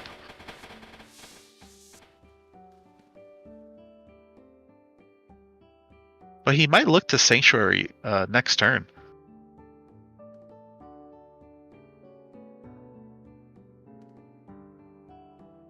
Yeah, so Tufan's in a great position. If he just keeps up the pressure, Pebble down, yep, he has the HP advantage. He's in a spot where Clams, can't really get to him. And it's forcing Sir to say, hey, like, do something. Try to hit me, mud bomb me, tower again. I'll be able to just counter it with pebbles, with flash, with mega. I mean, you can see there, like, he's gonna continue to tower, but all Tufan has to do is just pebble, pebble, pebble.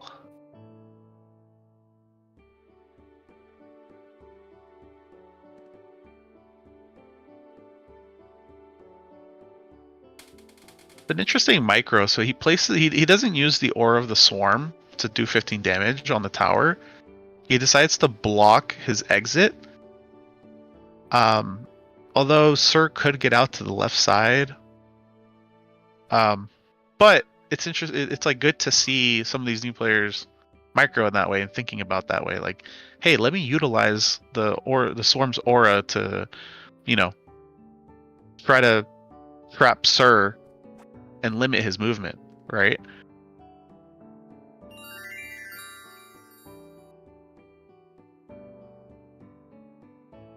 Yeah, not sure what he was planning to do there. So he sacrificed his spirit to take that aura damage. I thought that he might have used that to climb up and then maybe throw up a sanctuary. But he kind of just kills it and then just goes to protection shield. If I'm Tufan and just keep up the pressure, he's got such an advantage of health. Yeah, there you go. That's it. Yeah, that's a great decision. Gets rid of the Pro Shield. I mean, he's way up in HP. Sir could Sanctuary, but it really won't do much if Tufan just pebbles him out of it. Yeah, he needs to pebble immediately. Yeah, like Sir can't do enough damage. Like, even if he gets a nice Mega Boulder, he would be in a position where Tufan could just finish him off.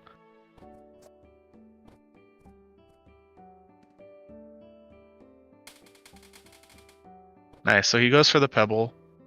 So yeah, Sir is in the oh man, Sir saved himself with those 2 clams, and they do hit Tufan. So now this is interesting, right? Because if those clams didn't hit, Tufan had enough HP to pretty much take anything that Sir throws at him and be fine. But now that he's taken such, like, what was it, almost 100 HP, like 90 HP, now Sir can turn the tides here. I mean, he could throw another Mega. Interesting enough. Okay. That's very interesting. He decides to trap himself in. That's a GG if Tufan has a Mega Boulder, right? But yeah, he could just suicide and end the game. Yeah, there he goes. Well, GG's. That was an interesting choice. Maybe he thought that there wasn't another Mega Boulder, or he didn't think the suicide might have done that much damage, and he wanted to double drain to heal up. But Tufan said, "No, I'm just gonna end it right here." So if I were Sir Semperfi, I will just use my other 2 towers right near Tufan, hoping that the clams will get both of us or just him, Yeah, I mean, honestly, I would have just blast from the passive to knock him a little more to that left side and chuck a Mega Boulder. Okay, so some updates around. We're gonna actually head into Finn and Ploop Ploop. They're on game 4 technically, as one game drew. And other than that, they're 1-1. Game 3 was the one that drew, so this is gonna be the deciding game for them. Oh, interesting. Okay. So let's see what we have here. So Ploop is up in HP. He used Lightning to do a bit of damage and keep a distance. Those clams luckily didn't hit Ploop. If I'm Finn, okay, he decides to stay in the safety of that terrain and use a Whisper Arrow to go through it and do some damage.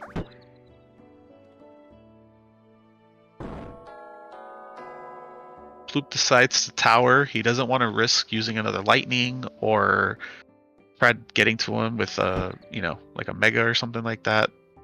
He plays it safe, which is smart. But clams look to be getting scarier and scarier each turn.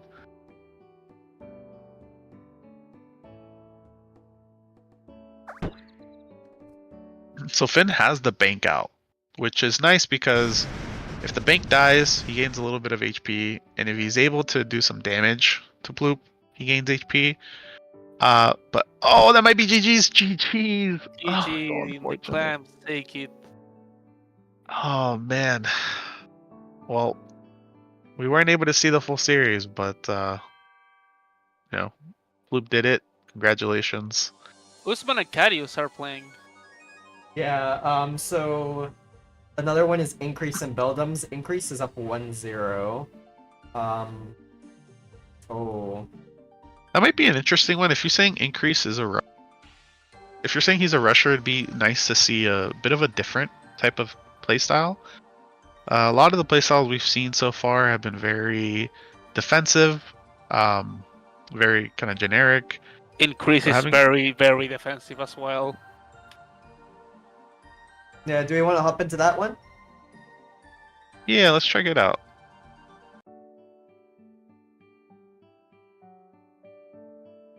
So Increase has Monarchs out. So I haven't seen Monarchs in this tourney setting yet. It's actually very interesting and nice to see something different. I would assume he might be on a flightless book, because with Monarchs, they're great at helping you, get over land. Actually, if you guys take a look, he does have a level 3 spell. So he has a Seasons book. Usually with that type of Seasons book, it is like a non-flightless book where you have the ability to take top terrain. Just because like it can cast the leaves, you have the seasons every turn. So this is an interesting choice for 30 Oceans. I haven't seen this yet. And on the other hand, you have Beldums, who is running Boar. Yeah, it looks like Increase with a Seasons mix, something we definitely haven't seen in any games yet. Popular, popular in 60 Grassy, but yeah, we'll see how it goes in Ocean. Yeah, it's interesting. Typically, when you're playing against a Seasons mix, like you said, it's a very popular 60 Grassy book. But we're playing 30 Ocean. We're playing 30 Ocean, and so when you're playing a Seasons mix, typically you want to like hide on the side or play underneath them, because it's very easy for the person playing Seasons mix to take top control. But in 30 Oceans, you really don't have that option, right? Like you can't really hide, you can't really side hide. You're kind of playing at the top most of the time. So I'm curious how Beldums is going to, answer to this.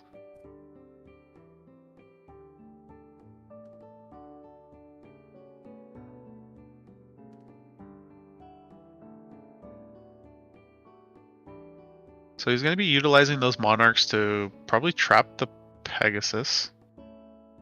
Okay, so he uses one to block the left side of the Pegasus so that it can't come over. It makes Beldum not... He wouldn't be able to utilize it for like a double drain or anything, or even movement.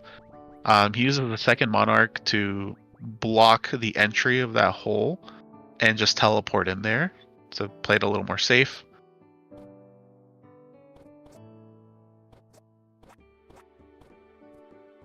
So Beldum decides he doesn't want to push. He's going to utilize his Peggy to trap Increase and one of his Monarchs. He's playing from a distance. He has the Swarm out. But the thing with the Seasons mix is that level 3 spell, he can cast it every single turn. That's and I don't think it ends his turn. So he could cast it, do what he wants to do, And the next turn it's just going to utilize that spell.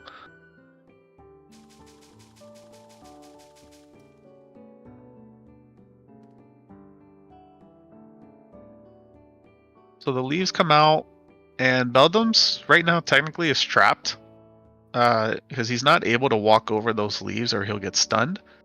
And I don't think he'll be able to fit through that top unless he has Blast from the Past. He might decide to Protection Shield, maybe summon another minion. Yep. So it looks like he wants to just heal up before he decides to make some sort of push. But Increase is in a position where he can just continue spamming that weather seasons. I don't remember the name. Someone knows the name, please say it. He can continue casting that spell and just keep digging and digging at Beldams. 4 Seasons?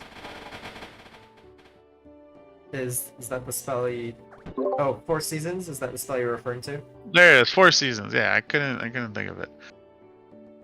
Yeah, so he can just keep spamming 4 Seasons and just keep digging the Beldams each time. But now clams are out. And it's kind of interesting seeing the those leaves with clams, because whenever the terrain gets destroyed where the leaves are, they do slightly move. So, you know, there is a possibility where you could see a clam coming down on that tree, opening up the terrain and pushing the leaves to fall down on the minions, right? So that's kind of like, there's a lot of good things about this book. And on top of that, so he manages to trap Beldams. The clams are just unforgiving right now. And he steals his Pegasus, so now he's an undead Pegasus. He has 5 minions on the table. Beldams is just not in a good position right now. He chucks a Mega Boulder. Alright, I mean, that's actually a pretty decent Mega Boulder. There wasn't much he could do, and he ends up killing 3 minions with that, and doing a little bit of damage. So it kind of evens the playing field.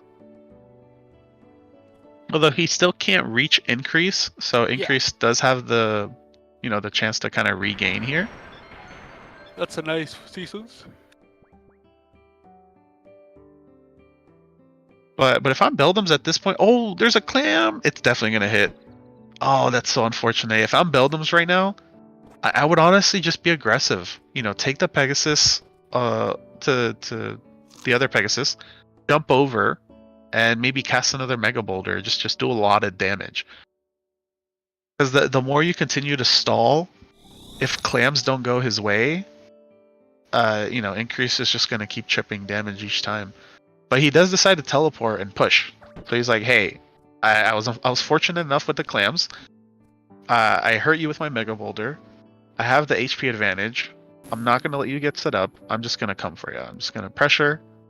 But let's see if Increase has anything to answer back.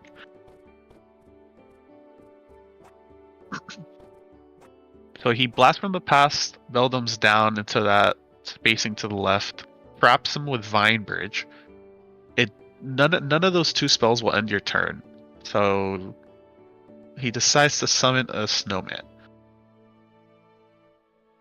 Now this could potentially be dangerous if Beldams can't get out of it, because he could just use the snowman to just apply damage while trapping. Yeah, and Beldams knows that. He's like, I need to get out of here. So he tried Blast from the Passing out. It didn't work. So he resorted to his next plan of attack, which is, let me just tower out.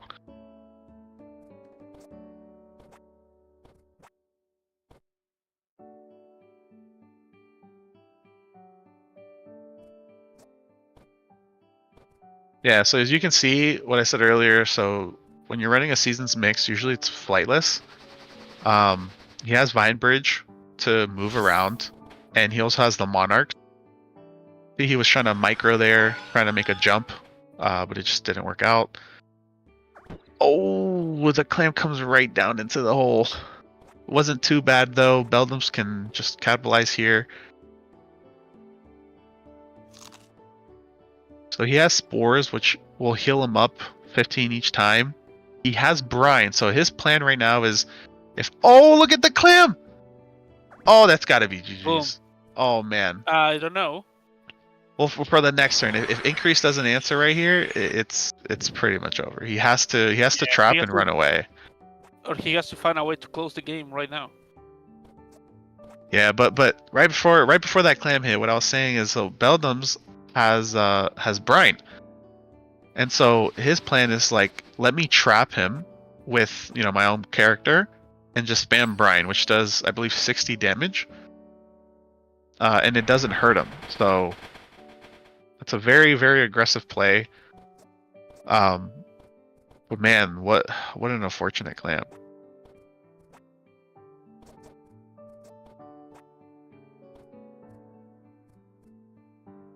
Let's see what he decides to do. He could throw a Mega Boulder. Okay, he decides to Prickly Barrier.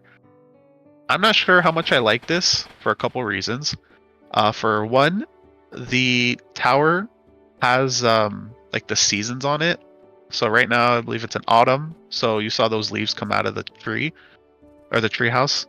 So that did a little bit of damage, and it kind of trapped them on the top. Two, the brine came down and did some damage on him. And three, he put himself in a position where he could get Mega Bouldered. Oh, but he survives with 6 HP! You have to end it here. It has to be GG's. Careful with the leaf, though. Yeah, you don't want to... There you go. Nice. Perfect. Good play. Yeah, you don't want to miss jump and then hit that leaf, or chuck something that's kind of risky, but he plays it smart. He has the javelin, and it's GG's.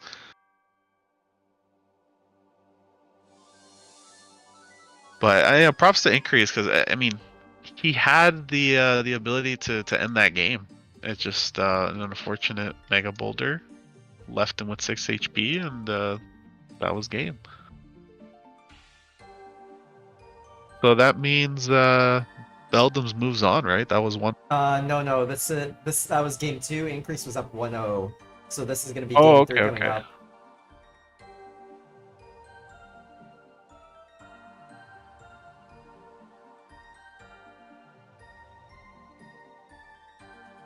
Yeah, I'm curious to see if there's going to be any book changes. Not sure if he's going to want to run seasons mixed again. They're in the lobby. We're just waiting for them to start up any second now.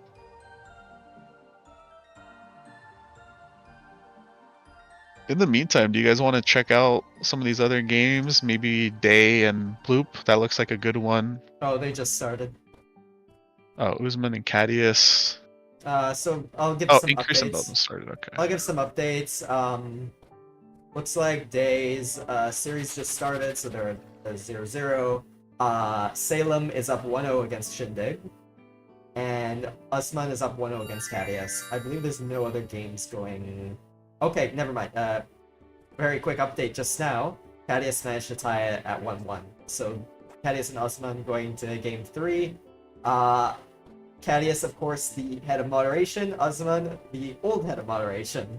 So the two people who have ever had that role going at it. Battle of the Mods, huh? Yep. Head mods at that. Let's see now. So we have Increase in Beldums. So yeah, we do see a book change out of from Increase. You can see that he's not running a seasons mix anymore. So I'm curious to see what he ends up having. I've seen him run, I believe, Pixies in the past. I've seen him run Dwarf Miner in the past. I would assume he has something generic. Well, let's see how it plays out. One more update for the brackets.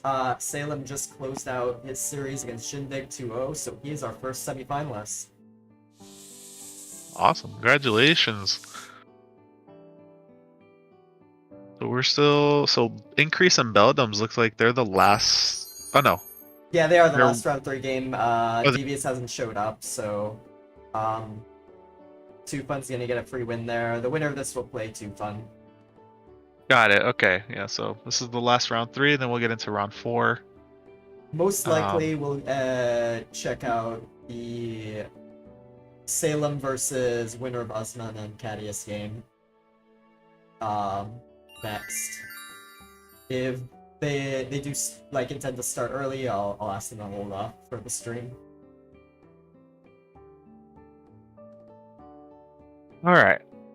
Well, let's get into the match. So we see Increase is in a hole, playing a little bit defensively, and Beldam's kind of matching it, but he does have top control.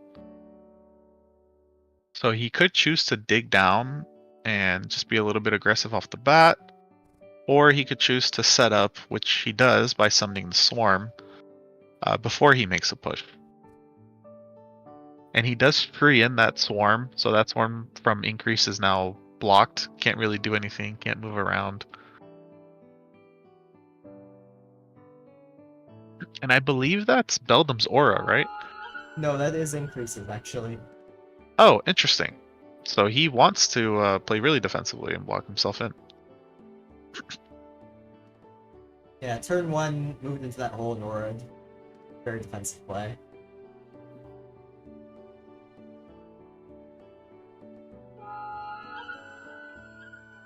Yeah, so they're just doing the same thing. Increase cast the Pegasus. Increase cast the Pegasus. Beldam's cast one as well. They're both just kind of setting up, although Beldam's does have the edge right now because his minions are free and he's able to move around the map freely. While Increase is trapped at the bottom, his Swarm is trapped, and his Pegasus is trapped. He throws up a Forest Seed. He wants to minimize Beldam's movement. So you see the Swarm is now on the right side of the map, and the Pegasus and Beldam's is on the left side. So it kind of blocks away any chance at creating an undead Pegasus. But Beldam says, you know what, I'm just going to flash and create that opening. He's like, you're not going to separate my 2 minions. But now Increase has the chance to kind of answer back. So he blasts from the past the dead tree. It'll free his Swarm. And he has flight, so he's going to get out of there. And looks like he's going to go for the Swarm.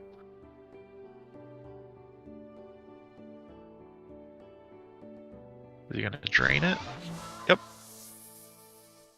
So he thought that Swarm was going to be a big threat, which, I don't disagree with him. But I'm a little curious as to why he decided to position himself there.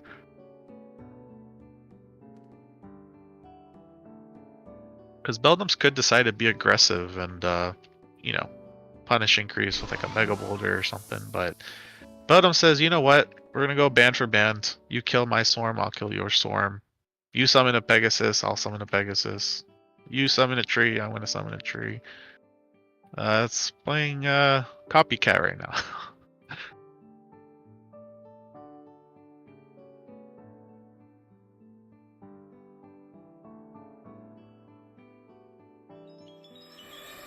So Increase traps them both with an Ice Shield. Okay, and he does have Pixies. So he's running a Pixie book. So it's interesting to see Pixies. They're pretty versatile because you can heal off of them by triple draining. They're able to cast heal, so you could heal yourself in that way. You could teleport with them. Or you can make them undead, and each one will have a drain. And Beldam's knows that, and he says, we're not doing this. I'm going to get out of this Ice Shield, and I'm going to kill all 3, because I do not want to deal with those.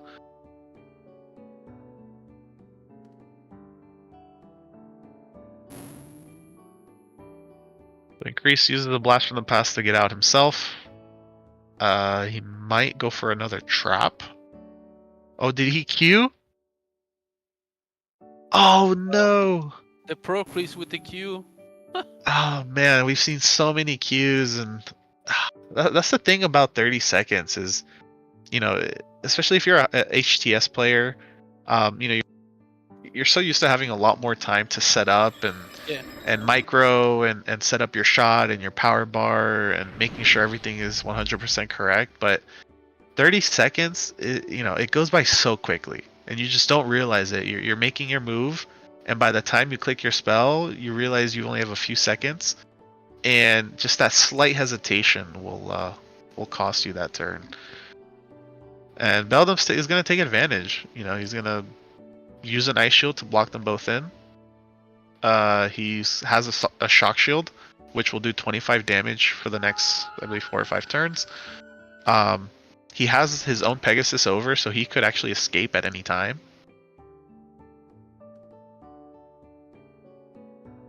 Increase summons his own Pegasus, but he lost his protection shield, so he's a bit vulnerable right now. Beldams can choose to, maybe he has Brine. Okay, he goes for a Swarm, so he wants to trap, increase his Pegasus. Well, there's a lot of trapping this match. Looks like they don't want to be far from each other. But Beldams does have the upper hand because he has the 50 protection shield. He has the shock shield. Increase does not have protection. And so, not sure what he chooses to do. Maybe he wants to deflight and tower. Could be his best option here. Or teleport away. Oh no, did he Q again? Oh no! I'm telling you, 30 seconds is just, you think you have more time than you do. That's very unfortunate. Beldam's just gonna capitalize. Yeah, just be aggressive. Although that might hit him. Oh, it doesn't. Phew. But yeah, he's gonna capitalize. Just apply pressure.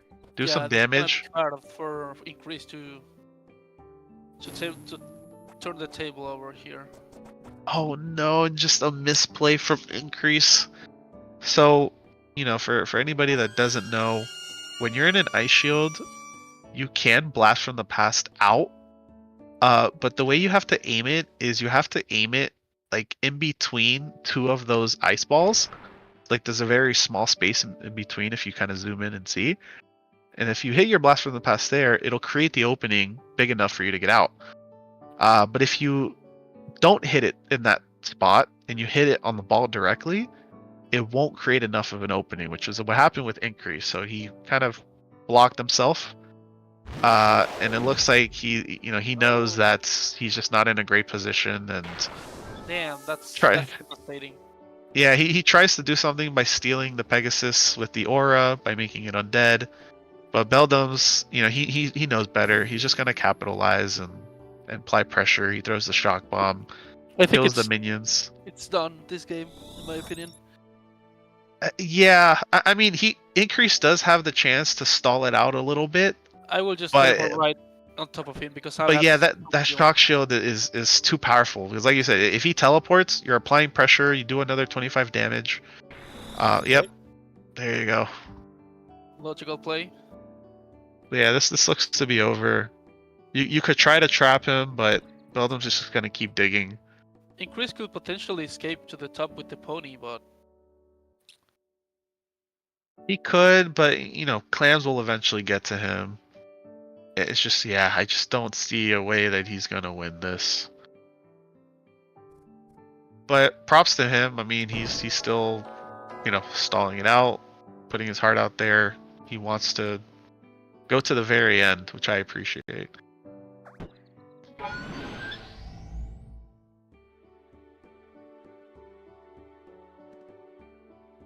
So he gets a nice trap with the Pegasus, throws up a tower, gives himself a bit of HP. Beldams can't do much, so he just throws up another shock shield, which will eventually kill off that Pegasus. Wow. Oh, interesting. So Increase throws out a Dark Knight. That's really nice, actually, because now Beldams doesn't have teleport. He needs to kill that DK ASAP. Yeah, so Beldams is in a spot where, I mean, he makes a good move by towering. But that DK in that position can be very threatening, because 1, you don't have your teleport to escape. And DK can do pretty much 250 damage if you get the right positioning on it. Yeah. So that's a very, very, dangerous place to be. So, you know, towering and providing that extra layer of cushion on your HP is great. Because even if he decides to use the DK, it'll only destroy the protection shield in the tower, but it won't do any damage to his actual HP. And so Increase knows that that DK is the only way he's going to be able to win, like the only chance he has. So he uses it to drain it, gain some HP, but Beldams just has too much pressure. He also has the shock shield. I just don't know what he can do here. He could maybe block with the Pegasus. Okay, he decides to tree. I don't think Beldams has his teleport yet, so he is fine. If Beldams goes into the very far inside of the tree, I don't think Swarm will reach either. There actually was a win for Beldams there, though it was a bit risky. I believe he could have snowballed through the tree. That's interesting. Yeah, I the guess- snowballs, like, particles, they really, like, go through the tree. So, Devious gave a good example, this sort of in bug reports, but... It's Yeah. not a bug, it's the intent, that part's the intended mechanic, the bug he claims Yeah, was, yeah, yeah. Yeah, but I mean, I guess he could have risked it. Wouldn't have hurt him at all. But let's see what he does. So he detowers, which is an interesting decision. He wanted to shock shield the Peggy, but he ended up hitting the tree. The DK is at 130 HP. There's no way for it to die at this moment. Increase has the protection shield, so he's able to have a little bit of HP. Beldams is trapped. I mean, this is really interesting now.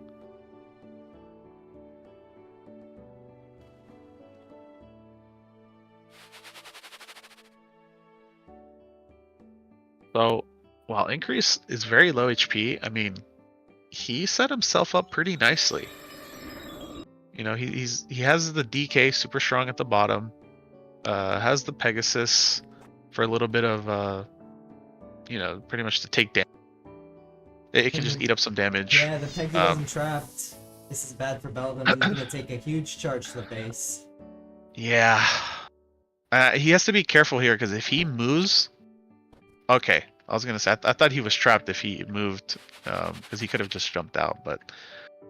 this is a very... Oh, that's game. Oh, He this doesn't is have game. TP. Yeah, This is here. game. No! Oh no! He goes for the snowball suicide, and it just doesn't do enough damage to kill him. Oh no! I think this is game, right? Because if you can bring that Dark Knight up, I'm not sure. Maybe he didn't. He did have shock bomb, so I'm not sure. But yeah, he can just jump that DK onto that top terrain, charge up, and it should be able to reach. Yeah, this is over. Yeah, good game. Increase Wow. with the comeback. Capitalizing on mistake from Beldams. No, He's gonna... that snowball was really trolled, bro. He's gonna Yeah, end up... and he says in the chat, should have just shock bomb soup. Yeah, so Increase is gonna move on to play 2 Fun.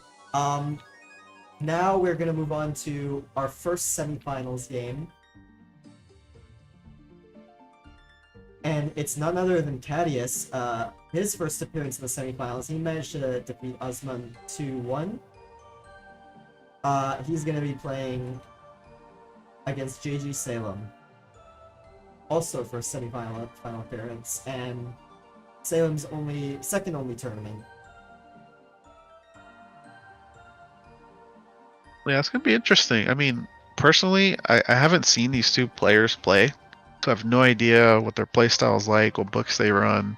I've seen Cadius in the Discord, so I know him, but I just haven't never seen him in game. JG, again, I haven't seen him, but just looking at who he's played so far in the tournament, I mean, he's gone 2-0 on Pikuchi, 2-0 on Tubby Teak. Those are not easy players.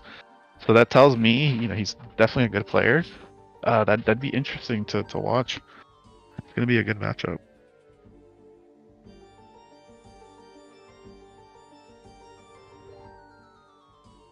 Do we have Day and Ploop still playing? Yeah, it looks like Loop is up 1-0. Okay, Cadius and Salem have started. Cadius opening with Flight Mod. See. Nice. Looks like they're both running generic books. I don't see any level 3s. Cadius has Mud Ball, which tells me he does have Mega Boulder as well. Cadius with the goblin outfit as well. Looks nice. So right now, yeah, so Cadius decides to kind of run away and just Pro Shield, baiting JG to get out of that Cogs Tower, which he does. But now JG is looking probably to trap back with a Mud Ball. Maybe he has something else like an Entangle or Gravity Pulse, but Mod ball maybe? yeah, typically it's Mud Ball on this. Yep.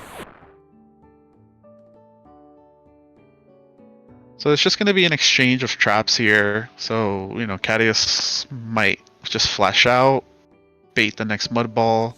Mud Ball only has 4 uses, so, you can get rid of those pretty quickly. But he's like, nope, I'm going to stay in here and just cast a Swarm. Which is interesting because JG could just jump to the right and kill off the Swarm. He could also maybe chuck a Mega. It should be unlocked by now. He could go to the left, chuck a Mega, kill the Swarm, and do a lot of damage. But yeah, so he just decides to kill the Swarm.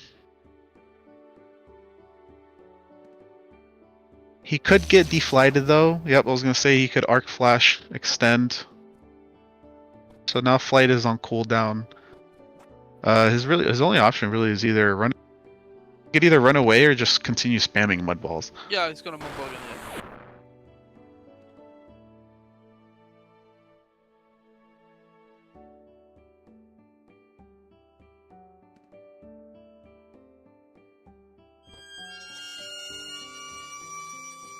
Interesting. So Cadius is pretty much like saying, "Hey, like I'm not leaving here. I want you to chuck a Mega. Like I want you to try something on me. I'm just gonna sit here and just continue to do damage with other spells." So he casts Aura.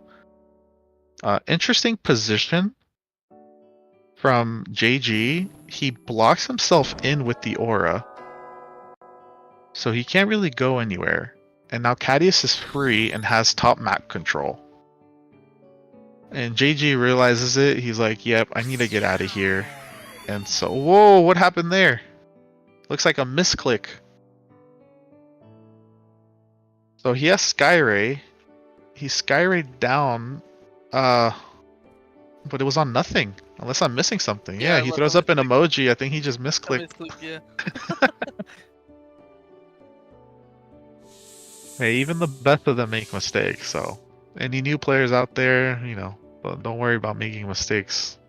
Yeah, the head of moderation just skyrate them up, so you can control your games easily now. There you go. But yeah, so JG's now actually in a pretty good spot to set up. He has a lot of space. He's blocked in. He has the protection shield. He has a swarm. Yeah, he throws up a Storm Spirit so that, he could potentially windshield, or if he has a shock shield, he could use it. But he's just gonna set up. He might even summon a Pegasus here. Clams don't come for another 2 turns. Cadius is kind of doing the same thing as well. He'll summon his own swarm. They're both just setting up right now. But once those clams start to come, we'll see what happens. It could potentially open up that top part of the map where JG is. It could maybe hurt Cadius. I mean, we'll find out.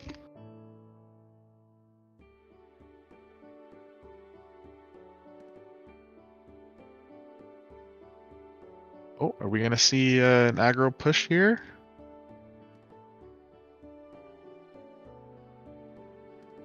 He's got 3 seconds. Oh, so we do. Interesting. So he decides to fly over and pebble down. He's like, I don't want to set up, and I don't want you to set up.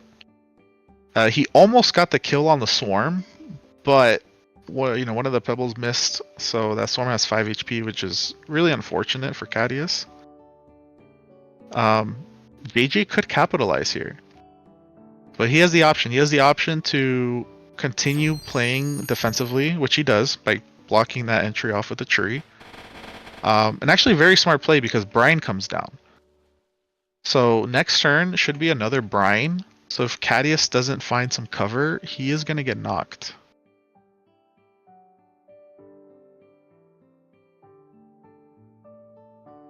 But he really wants to dig down. He uses the swarm to do some damage on the tree. He might pebble down again and maybe try to kill that swarm. But he leaves himself very vulnerable. Yeah, he goes for it. But this is very dangerous. Yep, so Brian comes down, he gets deflighted, and there's an opening for JG to go up and really capitalize here. So he has 2 options. He could decide to go for a sink, but if you do that, you got to realize you won't do that much damage, and he could teleport and hide away. Or, if you have a powerful spell like Mega Boulder, this is the time to use it. Do a lot of damage. It looks like he might go for a Shock Bomb sink. Yep. And he gets it. Nice. So he does a lot of damage, and he gets the sink. My only concern with that is you kind of allow Cadius now to teleport away. Yep, right in that spot. And now he gets the chance to play a bit defensively and set up. I think I might have just done a lot of damage without sinking him to keep him close by. But, to each their own. We'll see how it plays out. He might choose to continue to play defensively. Maybe he'll flash dig towards him, not really sure. But he should definitely keep up the pressure here.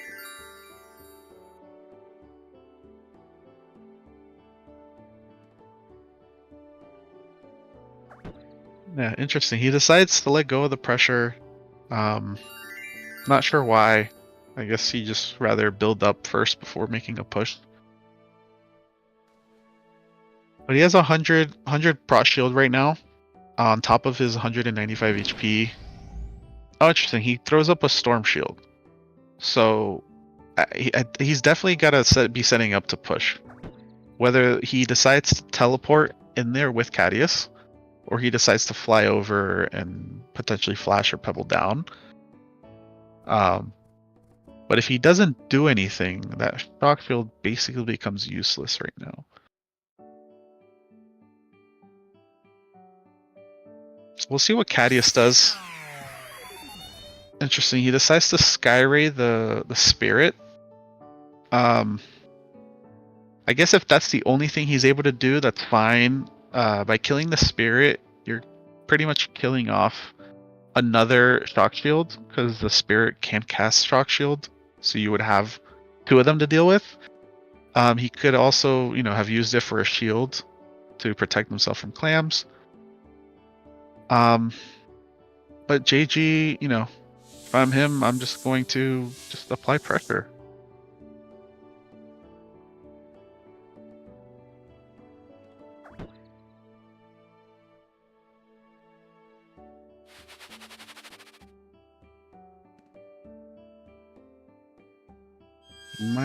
Interesting. He just auras off the swarm. He doesn't want to deal with it later on. That's a good move, I guess.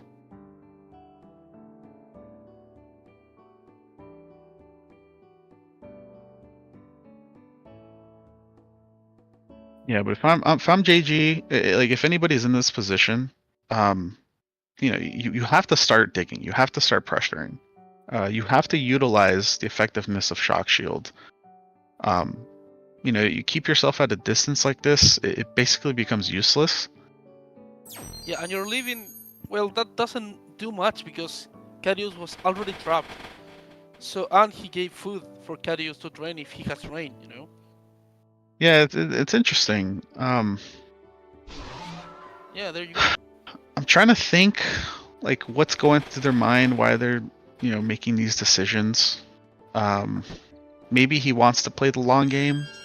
Maybe he wants to do chip damage with the aura and hoping that clams will eventually, go down, and maybe he can stack his shields. I mean, I like to talk about more about facts. You know, Carius was already trapped, so there was no need for tree him down there. You know, he doesn't have Fissure or Ocean Fury or some spell like that that requires Carius to stay there. You know, for me it's just a misplay, but it's okay. You know. Yeah, it's okay. I mean, that's the awesome thing about watching, all these qualifiers is you see all these different types of play styles, and it's not to say that one play style is right. Like it's not to Yeah, say of that course. this one decision is the only correct decision. Like there's so many ways you could kind of play this out, and JG is looks like he wants to play the long game. So we'll see what happens. I assume it'll probably just come down to Arma deciding who will win. It's funny because yesterday the game of Machine and Scoops. I don't know if you saw it, Union. Machine was I don't doing think a so. really big stretch plan, game plan with minions and on that pixies and on that pony, and it was long games. So by the end of the game, Scoops win 2-0, and then I asked Machine what was his game plan, and Machine answered me that he didn't know that like I only play 60G, it was lost, you know, something like that. So it does happens in tournaments even that me and Pierce yesterday, we were broken our heads trying to think what was Machine game plan, and Machine didn't have a game plan, you know. Yeah, I mean, some players I feel like they will just kind of play it turn by turn. Yeah. It's not always about having a game plan and thinking so far ahead. I mean, some people are great at just capitalizing on each turn. Like, Oh, Great Clam. oh, yep, he gets hit by the clam. Doesn't do too much damage though. He still has a lot of protection shield. But it definitely equals a little bit more the health. Yeah, you might see probably another mud ball here.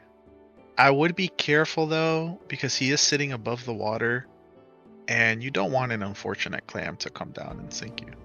Oh, Oh, he goes for gravity pulse. He tried to sink him. Okay, I like that play. So gravity pulse pretty much will put a lot of weight on your character or the whatever it's tagged onto. So he won't be able to fly. It'll be there for the next 3 turns, and so Cadius could potentially, go for a flash sink or something along those lines. So JG knows that. He's like, yeah, I'm gonna just trap you until I get rid of this gravity pulse.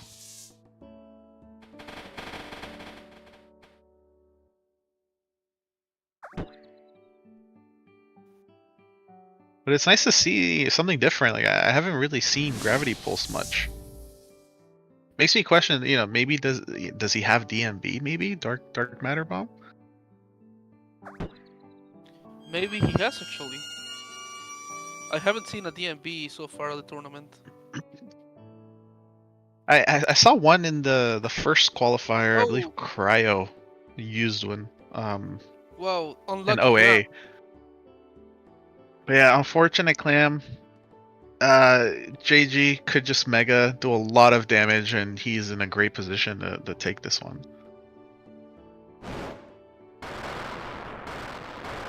Oh, so he does go for the mega. Doesn't get it perfect and hurts himself in the process. Cadius should be very grateful that happened. And he has a chance to respond here.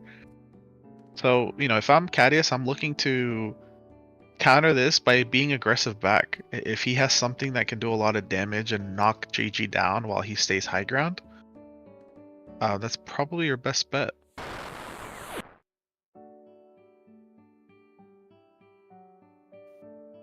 But he's like, nope, I'm just gonna mud you. I'm gonna play it safe.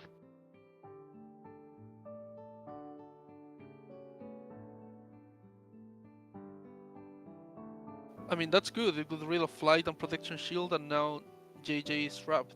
So. Plus, if he towers in this position, he will get hit by the aura. Yeah, that's true. I mean, he decides to teleport away. It looks like he's just a very defensive player. But if he did tower, uh, and uh, and Cadius can just put on the pressure. I mean, I don't know. I think if JG does tower, he does have the advantage. Because even if Cadius, let's say he pebbles him, if JG can just do a lot of damage, he would be up and be in a position to just close it out.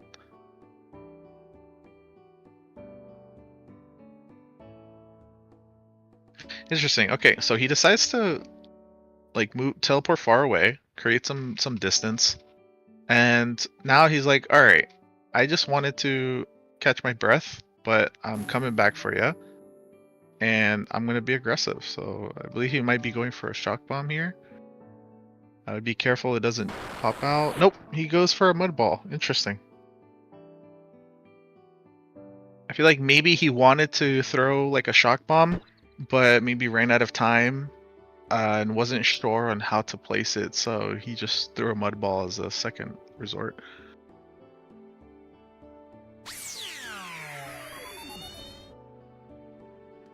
It's a great Sky Ray. Oh, clams? Nope, it won't do anything. That's a great Sky. It deflights him. It'll do 50 damage directly to his HP. So he's pretty much stuck on this side of the map. And he doesn't really have the best angle to like throw a Mega Boulder.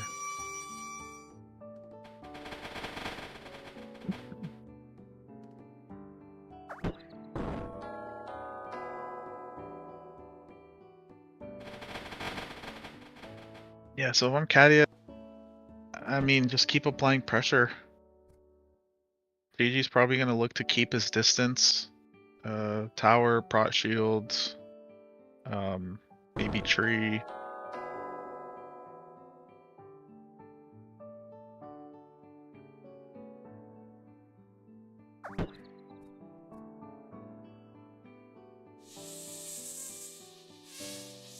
Nice, so he decides to stay in the aura and eat that 15 damage, which is fine, it won't detower him.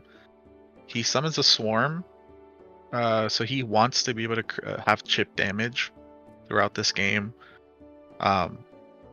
He knows that JG can't reach him, can't do anything, can't hurt him, so that's a great play. And JG's gonna respond. He said, alright, you're gonna throw your swarm out, I'll throw mine out. Oh, and there's a clam, it's definitely gonna detower. Oh no! So it detowers Cadius, falls onto her swarm. And just like that, I mean, one clam, it looks like is all it takes to kind of change the tides a little bit. Yeah, Cadus is not in a great position here. He might just go for the pebble, right? I'm not sure if that's the play. He decides to mud ball. I'm actually okay with that. If he decided to go for a pebble, one, it's a really hard shot to kill the swarm and detower him. Because if he does miss, he's vulnerable to getting hurt by the swarm. He could get blast from the passive down. He could have gotten mega bouldered and have been sunk. So there's a lot of things that could have gone wrong. Yeah, the mud ball creates a bit of spacing. JG can't really get to him. And these clams, okay, phew. Those clams did not hit him.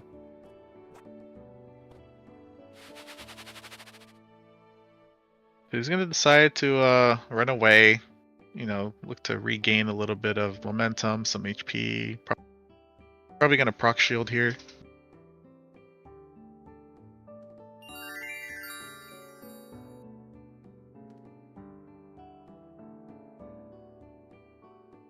Oh, the clam? Oh, close. Yes, you see, it's starting to come down to the Arma's decision a little bit.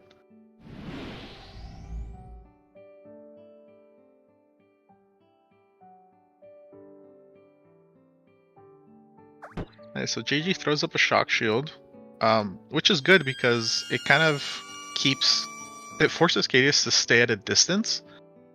Because if he is close or JG's able to get to him, that's a 25 damage off that prot shield.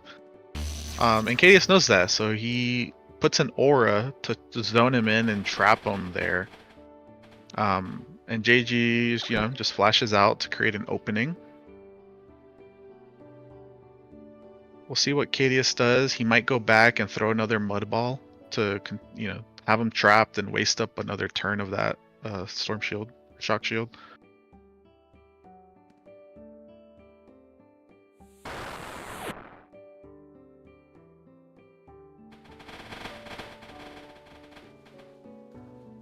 And in good positioning by Cadius too. If you guys notice, where he put his character, he put it under a little bit of land, but making sure that he was still in the air.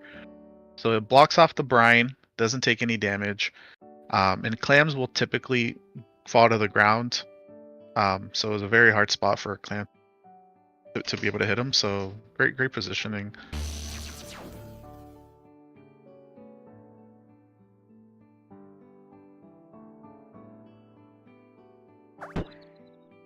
All right, so let's see what Cadius does here. If he's able to get through this hole, maybe utilizing a blast from the past, he could go for a sink. Oh, but he gets trapped. Okay. So that is not an option. But he decides to go for the dark matter bomb. There is the DMB. Great. Great play. Yeah. Amazing. We were waiting for the DMB, right? Yeah, I mean, I thought he was going to go for flash, but the DMB is also a great choice because it creates such a, destroys a lot of terrain. And he placed it right next to his tower so that it would maximize how much terrain would get removed under it. And he got it so that, he was able to sink him. Yeah, So to all the new players or the players that don't know how the damage and sinking works, the player takes the damage of the spell when he's towered if the tower sinks with the player, So in this case, JJ sunk with the tower, and because of that, he as a player took the damage of the DMB, not the tower. Thankfully, he did have some protection shield though, to tank some of that, but yeah, still. Yeah, it looks like he's gonna cavalry. He might try to go for another sink, or honestly just chuck another DMB. But he has to be careful. Oh, he goes for the drain sink. Wow, that was really clutch. That was insanely close. Great freaking play. That's not easy to do, guys. No, absolutely. Yeah. Pixel perfect. That was a pixel perfect sync. Insane play. And JG doesn't have teleport, so he's gonna take half damage. And he's at a position where Cadius can end it. If he has another blast from the past, he could go to the top of that mud ball entry and blast from the past, get to him, and that's game.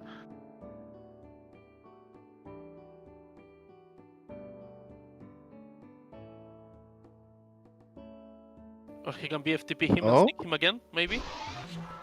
Nice. Oh, goes for another drain sink. Okay, so it looks like he ran out of blast from the past, and so he just chucks up a drain and gets the sink.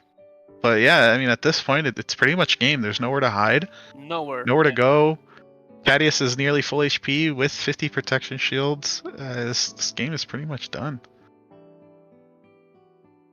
That was an insane play by Cadius with that drain sink. Yeah, wow. Oh, wait a second. Oh, okay. I was gonna say, if that clam was able to do enough damage to deflight him, JG might have had a chance still, but just doesn't do enough. He's able to fly over, and that's GG's. GG to the Goblin King. And I will say he would have needed 2 clams to hit there. Only one did. The clams each do 50. They, you get a direct hit. But yeah, Cadius taking game 1 for our best of 3. Granted, this is the semifinals, so most likely both players have earned enough points up to this point to qualify. But of course, for seeding purposes, we'll still need to play it out. Yeah, I mean, hey, there's still some great matchups. I want to see how these play out. Yeah, as we go into game 2, I'll give some updates. So Day is tied 1-0 with 1-1 with Ploop Loop, so they're in game 3. Too Fun and Increases series is still ongoing. No games. Okay, quick update. Ploop Loop actually managed to take game 3 off Day, so that's gonna be Wow, Ploop Loop is our 3rd semifinalist. He'll play the winner of Increase and Too Fun. that's amazing. I mean, Day is a really tough opponent. I went up against him, I believe it was my last quals or the quals before that, and I mean, he's a very tough opponent. So seeing Ploop beat him at a 2-1 and advancing, I mean, this guy's. I'm excited to watch him. We definitely have to watch him.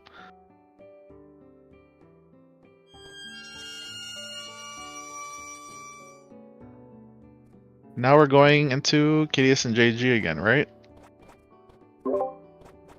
Yep. Yeah, we're on game 2. They have started. Alright, so JG has Bank, which I don't believe he had last game, so he switched up his book a little bit. The unfortunate thing is, Cadius put a great aura to cover the entirety of that whole terrain, and so that Bank will just end up dying. Looks like he's got a bit more of an aggressive book, because he throws out the Javelin, but he is vulnerable to either being sunk or taking a lot of damage. Is he gonna flash sink here? It's a kind of a tough angle if he does it from the top. Oh, he's running out of time. He's got 3 seconds. Is he just gonna lob something? Ah, okay. Yeah, I feel like he wanted to get a flash angle and just didn't have enough time to set himself up. So he just goes for the safe play and just mud traps him.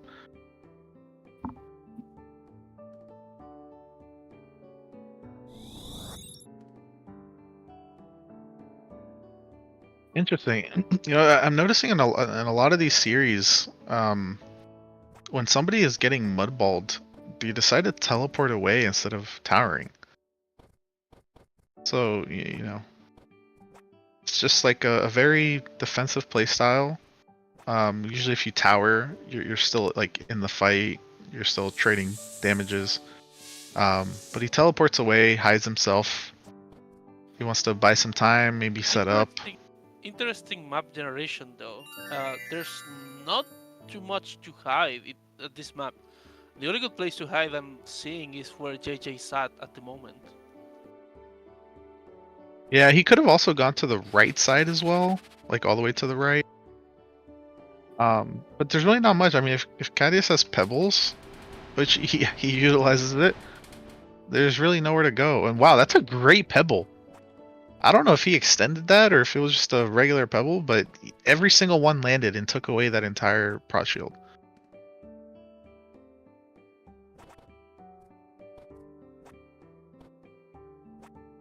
I'm not sure what JG's gonna do. He might try to go for a sink here if he has blast from the past.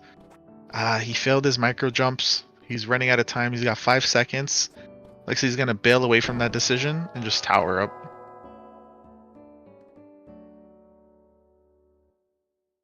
But Cadius is probably just gonna chip damage with the swarm here. Probably just go for another pebble.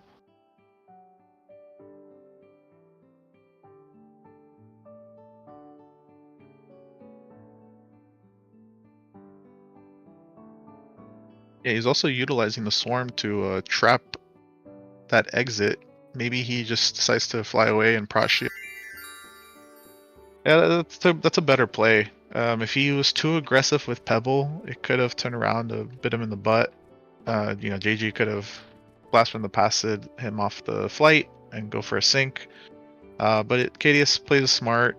He adds some protection to himself, and most likely this next turn, he'll go for another Pebble push. Yeah, definitely. And now Cadius is in a great spot and has currently the game phase up on his hands. He's dictating the tempo of the game now.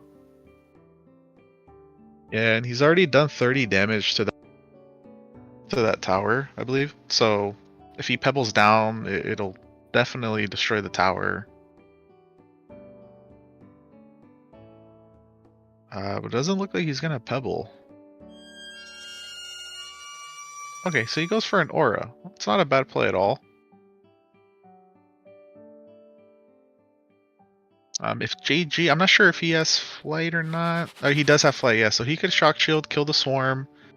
He's free, and not much he can do in this situation. He could either mudball back, or maybe javelin would do the trick. I think he's gonna moonball, maybe. Oh, nice, javelin, cool. Yeah, so with javelin, it's a bit more aggressive. Oh no! Cadius misses the blast from the past. I believe he makes a BFTP. Oh man, that's really unfortunate. I was gonna say, like, JG kind of leaves himself a bit vulnerable, because if that blast from the past landed, it would have knocked him to the ground, and Cadius has then the ability to do a lot of damage. But very unfortunate, he misses it. Goes for the plan B and just mudballs him. It's the best thing you can really do.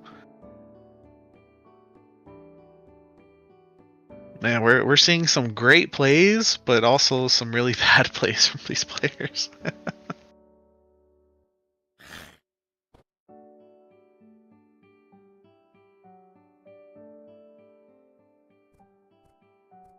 So he summons a bank, which is it's a good move, because it takes the attention off of him and onto the minion. Cadius is gonna want to get rid of that bank before he starts applying damage.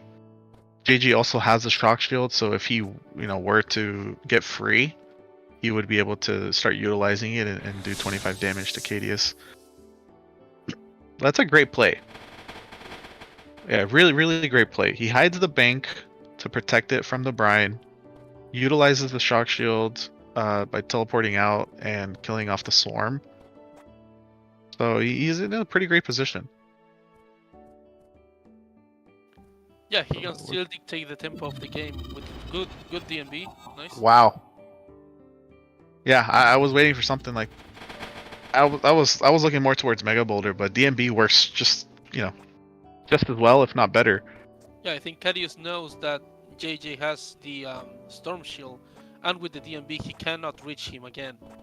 Oh, actually, he might. That's a great micro. He utilizes the bank to get himself up. If he has Blast from the Past, it'd be the time to use it if he really wants to get him. If there's a way he could knock him down into that DNB, it would be detrimental. I mean, he could. Okay, he goes for the Mega Boulder. Okay. I mean, that's still a great Mega Boulder. It doesn't knock him down, really? But it does do a lot of damage.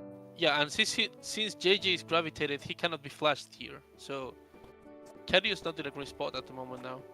Yeah, and he still has the shock, the shock shield, so he can't really get close to him either.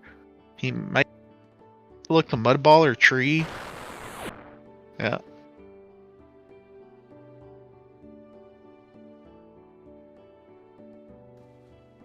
Oh yeah, it's nice to see some different spells. Usually 99% of the time everyone will be running Mega Boulder. But to see Gravity Pulse, to see DMB, something a little different, it's really nice.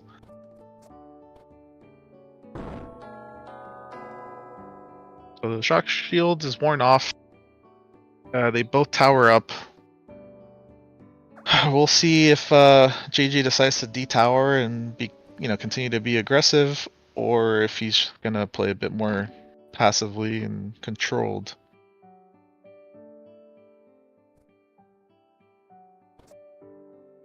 Okay, he does decide to D-tower.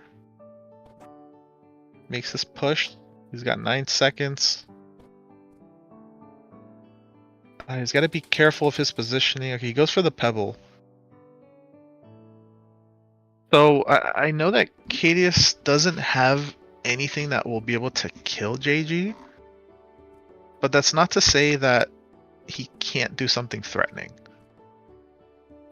You know, for example, if he's able to, you know, fly and go to the right side of that rock and chuck a DMB down there, and, you know, I don't think JG would be able to escape and be able to deliver a finishing blow.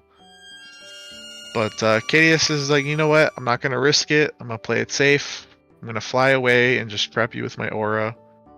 Can a BFTB free JJ there in that hole? I'm not sure, honestly. Maybe if he extends it through that little space that, like, if you zoom in on the Yeah. pixels, Yeah. maybe. But it would create an opening. Even if he's not able to fit, I think it would create enough of an opening for him to like lob something. Yeah, absolutely. But instead he decides to protection shield. It's the safer play. I believe he's able to escape now through the aura because he casted it after. Is that right? Or will it still stun him? That's correct, I believe. Yeah, so I'm not sure if he's aware of that mechanic. So because he casted his protection shield after the aura was already in play, he should be able to go through without getting stunned. Okay, he does know it. So he utilizes that mechanic, and now he's going to make a push. It's GG if he Mega Boulder Suicide. No, it wouldn't do enough. How much does MB Sui do? 100 typically. I think it comes out at 100. But either way, he has Kugel Clock, which is great. I mean, it just destroys his field, his health. There's really not much he can do but run away. Yeah. But he has to be careful because sometimes a clam can get in there. There it is. Oh, there it is. Yeah, GG's. That was great. So 1-1, right? Yeah, that's correct. We're going to a game 3. Yeah, great games. I mean, we're seeing versatility with like DMB, seeing high level mechanics with the protection shield and the aura. This is what you would expect in the semifinal. So let's keep it going.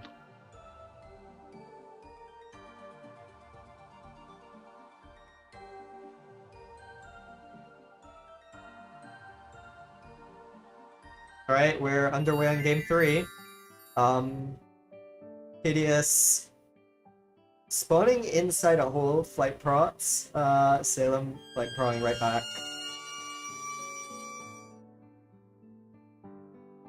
Yeah, so I don't think we're gonna see a book change from Cadius. JG, not sure. We'll find out if he has a bank or not. So he looks to just be running away. I mean, he has top map control, but maybe he's worried about some aerials, so he hides under some terrain, casts his own aura. It's actually a great aura because it basically covers that entire section of that hole. So Cadius can't really move anywhere without getting hit. Interesting swarm. He places it above the terrain so that it's free to move around, but GG is up there, so he could easily get rid of it without, you know, anything bad happening to him. He just has to drain it. He could have maybe shock bombed it, but might have been a little risky.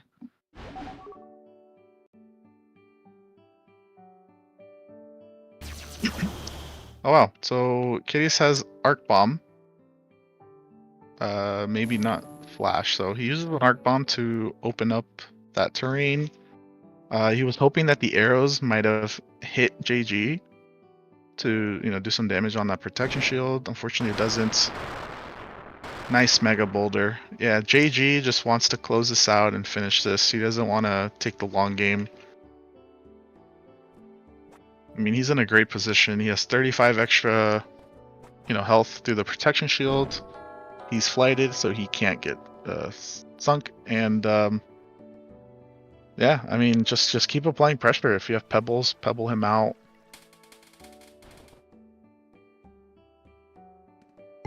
Yeah, if he keeps this up, this game's gonna be over very soon.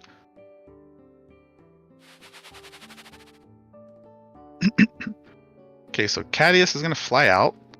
I would assume he's going for a mud ball here, or maybe deflighting him. Okay, he does go for the mud ball, but he has to be careful because JG could blast from the pass and jump out, which it looks like he's gonna attempt to do. Yep, so he gets it, and he can just continue dealing a lot of damage. And he'd also be able to deflight him, so that flight would be on a cooldown, and he wouldn't really be able to maneuver anywhere. You're kind of forcing him to either sink you or teleport away.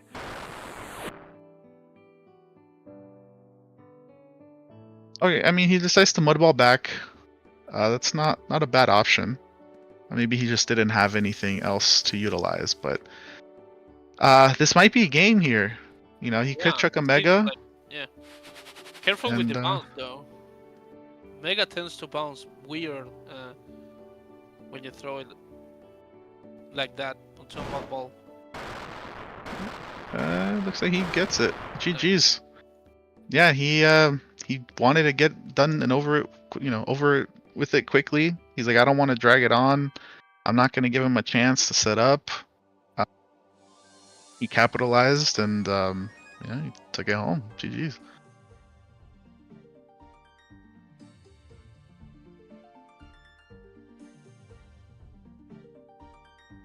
Do we have any updates on the other games, Inc?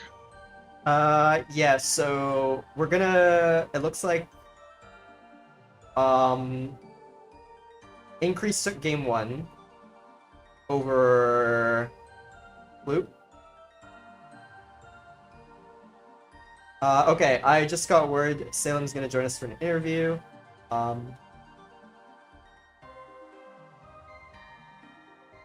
So what we're gonna do is I'm going to spectate 2 Fun and Increases match in the background, and we'll sort of just to give like some background, show.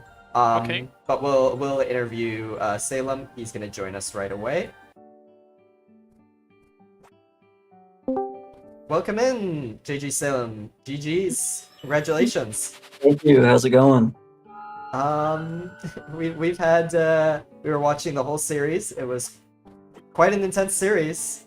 Ian, would you like to lead us off with the questions? Or should I? Take it away. I'm not the best at, I'll be honest, I'm not the best at interviewing and questioning, but I mean, I will say, JG, congratulations, dude. It was really fun to watch. Some great games. That last match, I mean, you're so aggressive, you capitalized. I could tell you didn't want to keep dragging it on. You just wanted to end it right there. You had a great Mega Boulder, dude. Congratulations. Yeah, thank you. I've got to go to work pretty soon, so I was like, I guess I'm gonna try an aggro approach, and it worked out for me. My first game, I kind of let it drag on for too long. There were some opportunities where I probably could have pushed him more, and I played really, really passive. I spectate goal a lot just to try and, I consider him a really good player, and he has kind of a passive play style, but he's really good at putting on the pressure whenever, he's ready to go. But I'm not there yet, but, practicing. Yeah, for sure. So, I suppose first question, coming into this tournament, you did actually play in the Season 9 tournament a long time ago, interestingly enough. However, you weren't, you were somebody who, it appears, and you can correct me if I'm wrong, since the Steam release came out, you were playing more games, especially HTS games. Do you feel like that helped you prepare for this tournament? Yeah, definitely. So I'm like an OG Arcanist fan, so I played, back 2009 and all that. I wasn't super competitive, just middle schooler trying to have a little fun. Then I came back to the game. I was looking for any type of remake, and I found this remake years ago. And then I played a little bit, decided to join that Season 9 tournament. Didn't do very good. There were a lot of really good players, but I learned a lot.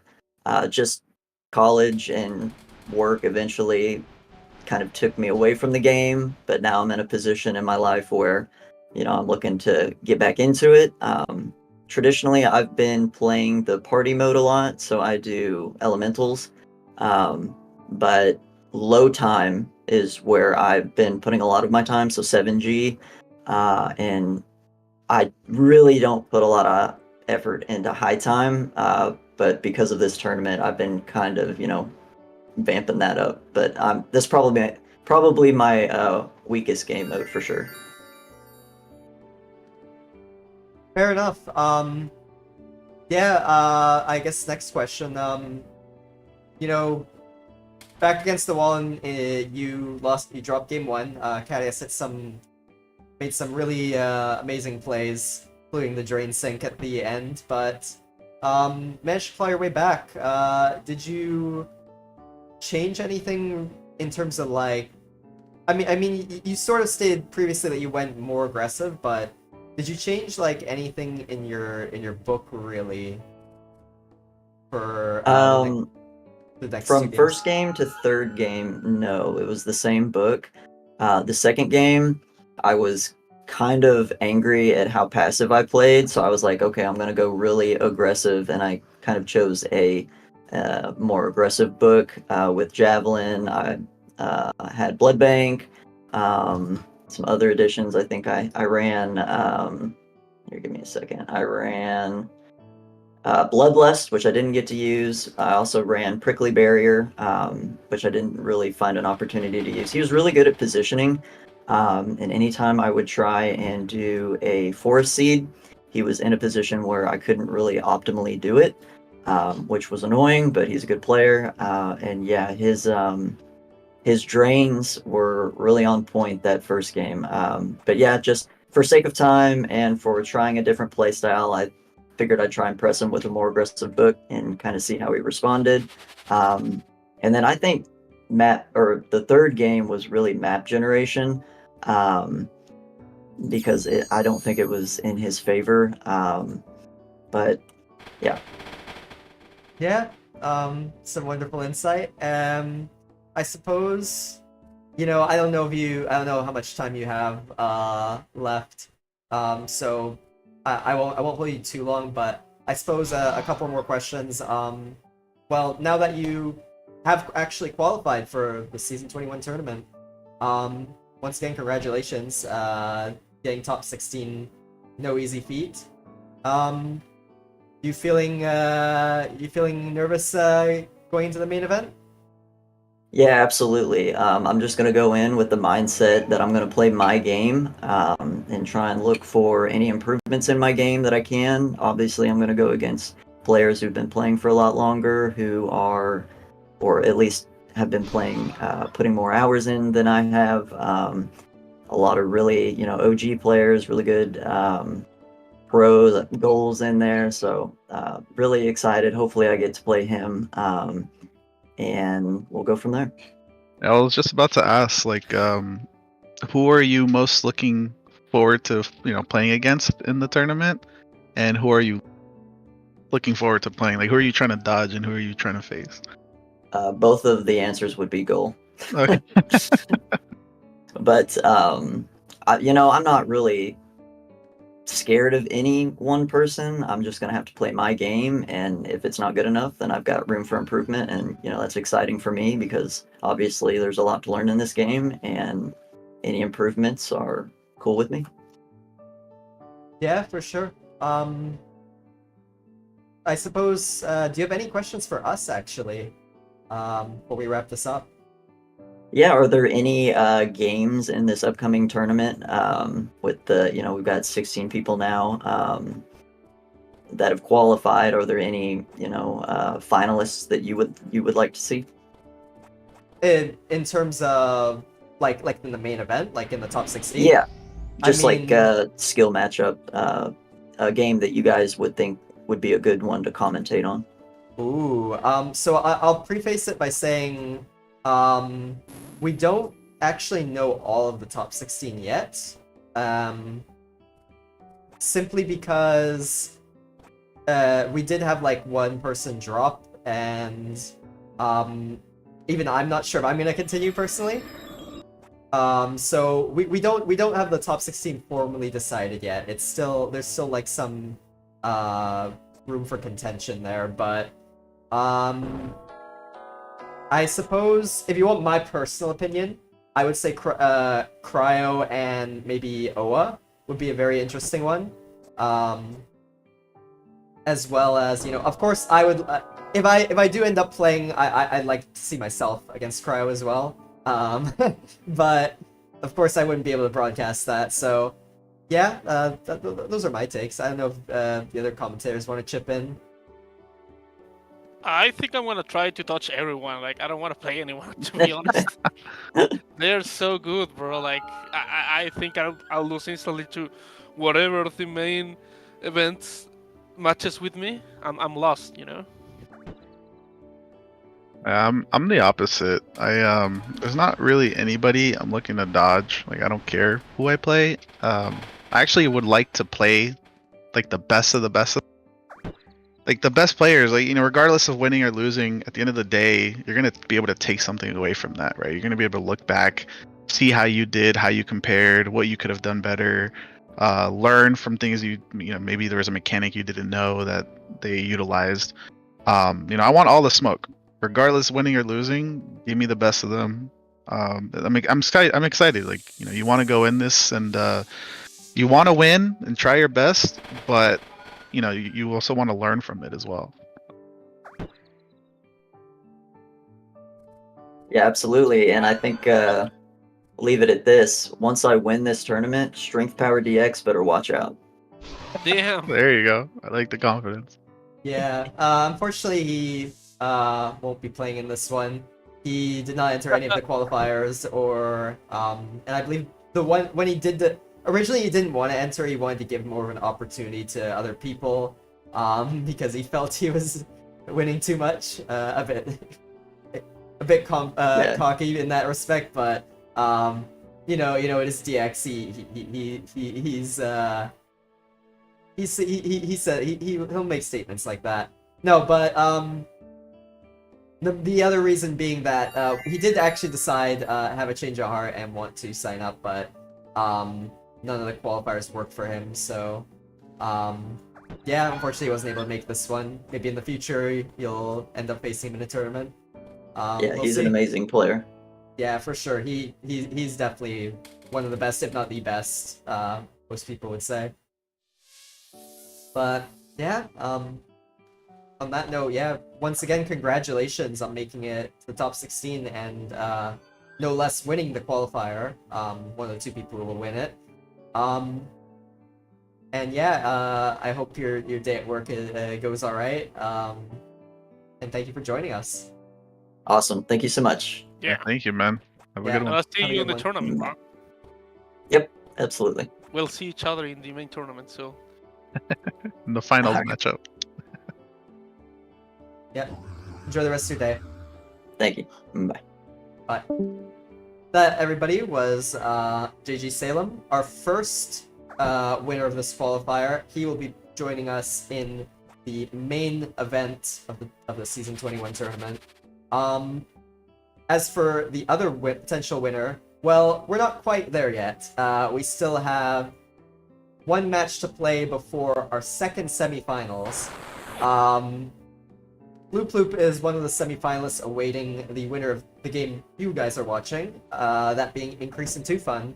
And Increase is up 1-0. I will update the score for that momentarily. But yeah, if you guys want to take it away on the commentary section for this series, go for it. Yeah, so let's see what we have. Looks like not much has changed book-wise. Both still running kind of pretty generic books. Increase has the DK. HP wise, I mean, Too Fun has the advantage, but you have to take into. Oh, that clan might hit him. Ah, it doesn't. Oh, well, listen, I was gonna say Increase has the minions with the Undead Pegasus, to help him give the upper hand, but those clans took him out, so now he's in a position to, really get punished. That's a great Mega Boulder. Okay. Could have been a little better, but it's still great. So it kills off the his Increase own could bank. potentially, if Increase has BFTP, he could potentially DK him if he drops him down with a BFTP, but it's hard of that angle. Yeah, it's really hard, especially if you can't get on top. So he has flight. He could probably do it. If he does, and he gets a clean knockoff, he could actually win it because DK has potential to do full HP damage.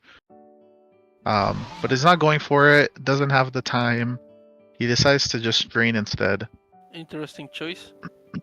Oh, and Tufan's gonna get hit by a clam here. Yeah, so it's a nice little comeback. When we came in, Increase had pretty low HP. We saw the clams take out all his minions except for the DK and the swarm. Tufan was pretty much max HP through the Mega Boulder, but just like that, I mean, Arma can change the tides. Increase strains, gets a bit of HP. The clan comes down, hits Tufan for some damage, and now let's see what happens. So he uses Shock Shield. Ooh, the Brine will kill off the DK. If that DK survived, Increase had a chance to end it there. But now he's going to have to resort to something else. So he chips some damage with the Swarm. He might look to either tower near the edge to bait Tufan close, or look to trap Tufan with like a mud or a tree.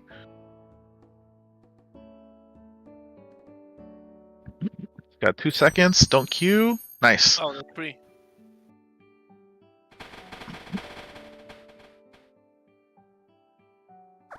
Ooh. Oh, that's so unfortunate. Oh, you can tell Tufan did not like that. Yeah, that clam came down perfectly and hit him for, I guess, what did they do? 50 damage. I don't believe he has a way to go to the top and create an entrance. So he has to play from the side. But he's really low HP. Like, a Shock Bomb could kill him, a Mega could kill him, Pot could kill him. So he decides to tower up, add some cushion to his HP. We'll see what Increase wants to do now.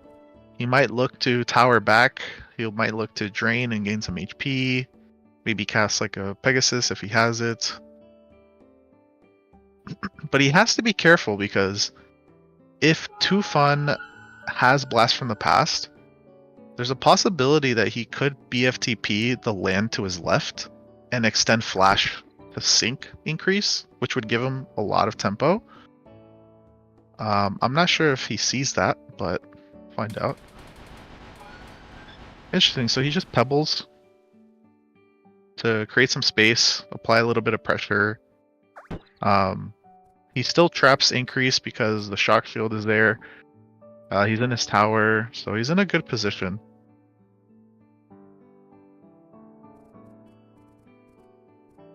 So Increase might look to heal up or tower here.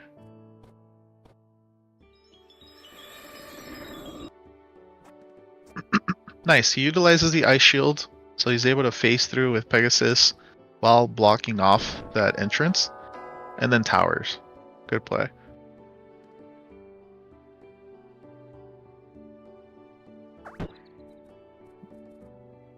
So let's see what Tufan does. I don't know if he wants... I don't know if he should be too aggressive. Oh, okay. Yeah, he goes for the Pebble. It doesn't detower. So Increase has the chance here to, Pebble back, maybe cast a Drain. Looks like, yeah, okay, he's going to create an opening for his Swarm so he can get 15 damage off. Oh, what's he doing? He's running out of time. Okay. Interesting. Okay. So he blasts from the past up so that he can escape himself. He's gonna utilize the Swarm's aura to block the top. He'll block the bottom with the Pegasus, and then he's just going to Protection Shield. The problem are the clams here, because we saw previous game that clams loves to go into the sides. Yeah, well that, or he might potentially be flashable from the spot. Yeah, totally. I It- see it with an alt extended flash to the bottom. Oh, Interesting. So Tufan is being very aggressive right now. He uses up his flight to get to the top. Oh!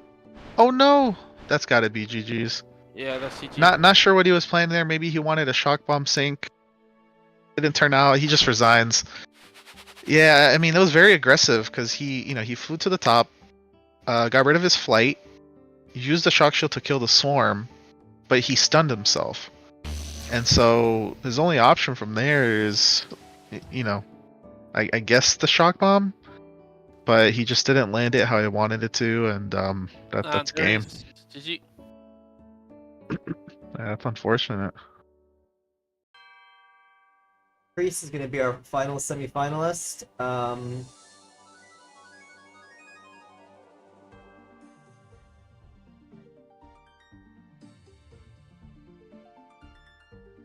Yeah, so we're gonna see Increase versus Ploop, and we're gonna see JG versus. Oh no, JG already qualified, so we're just gonna see Increase versus Ploop for the next person to qualify.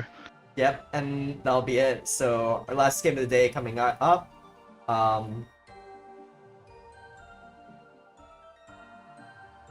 Nice. So when is the main tournament again, by the way? Well, I will have the points finalized before tomorrow, so we'll know who's in the top 16 before like Sunday morning. By then it will start, but how much I expect for it to be played on Sunday and in the weekdays? Not much. So Yeah. I don't think much will be played.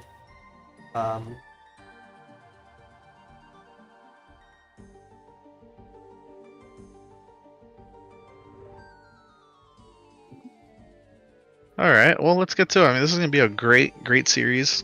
We have Ploop, who looks like to be a great HTS player. He's had a hell of a run through this qualifier, beating some really tough opponents. And you have Increase, who did the same thing. We just saw him play. I know he runs more of a generic book. Not sure what Ploop runs, so it'll be interesting to find out. But I mean, I just know it's going to be a great matchup, so I'm excited for this.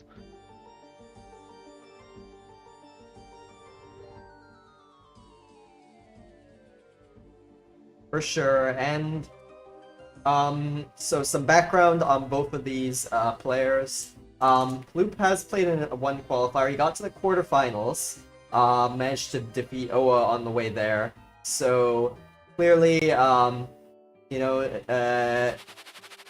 not a bad first qualifier performance. Even better one in this one. This is being his second. Increase on the other hand, I think only played one qualifier, but I will have to double check to verify that. We're underway though. Yeah, so we're starting off with the Flight Mudball. Yeah. We'll see how Increase answers back. He's So just gonna teleport away. So Increase did play a one other qualifier at least. It looks like. It looks like he got knocked out early by none other than our very own wise old man. Oh, nice. So both these players getting entered qualifier 1 and 4. It looks like those are their two, and outperforming their first qualifier performance. Good to see it. Yeah, that's awesome, and to see these two contenders go at it for the final spot. I mean, it just goes to show how great of a player they both are, and I'm sure we're gonna get one heck of a series. So looking at this, sorry, go ahead. We can see both players are taking a step into setting up the game. Now, Increase did a defensive teleport, which lead to plop to summon Blood Bank, and now Increase with the Swamp. But if I know Increase, the one thing that you do not need to do is to let him be, like let him set up his strategy. So if I'm plop, I'm just gonna pebble him down. See, now he's so many monarchs, and he'll probably go with pony next if he can. Yeah, if you notice at the level 3s, you'll see that Increase is running that Seasons Mixed again. Yeah. So with that Seasons Mixed, you really don't want to give that player a chance to set up.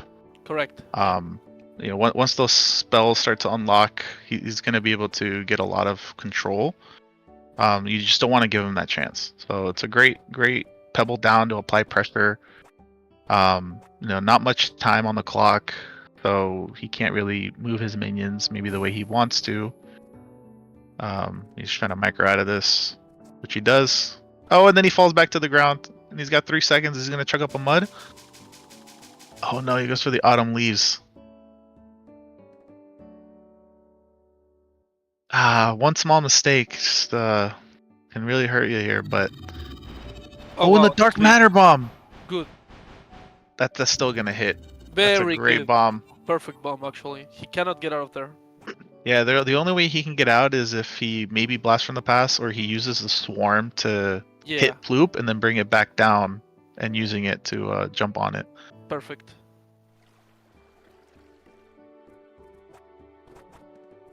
Oh, but I'm not sure if he's gonna do that or has the time to. He might just tower. Yeah, he has to tower. He doesn't have teleport yet. Oh no! Oh, this is Yeah, costly. This might be a game. Yeah. Yeah. I mean that bomb's gonna hit, and he could just blast from the pass on the left side, Yeah, create an opening, and finish it off. That's very unfortunate. 6 turn. That's massive, bro. Yeah, I mean, you saw the misplay happen when he fell back down. He didn't want to do that. He wanted to stay up top. But when he fell down, he was pretty much in a hole, and Ploop could just throw anything down there. And I mean, Dark Matter Bomb of all spells is probably the best one to use. So Absolutely. quick match. Man, it's unfortunate, but it is what it is. So we might see a book change here from what I've noticed with Increase. With Increase, it looks like he starts off with a Seasons Mix, and if he ends up losing a game, he tends to go back to a more generic book. So we'll see what he does. Looks like they just started.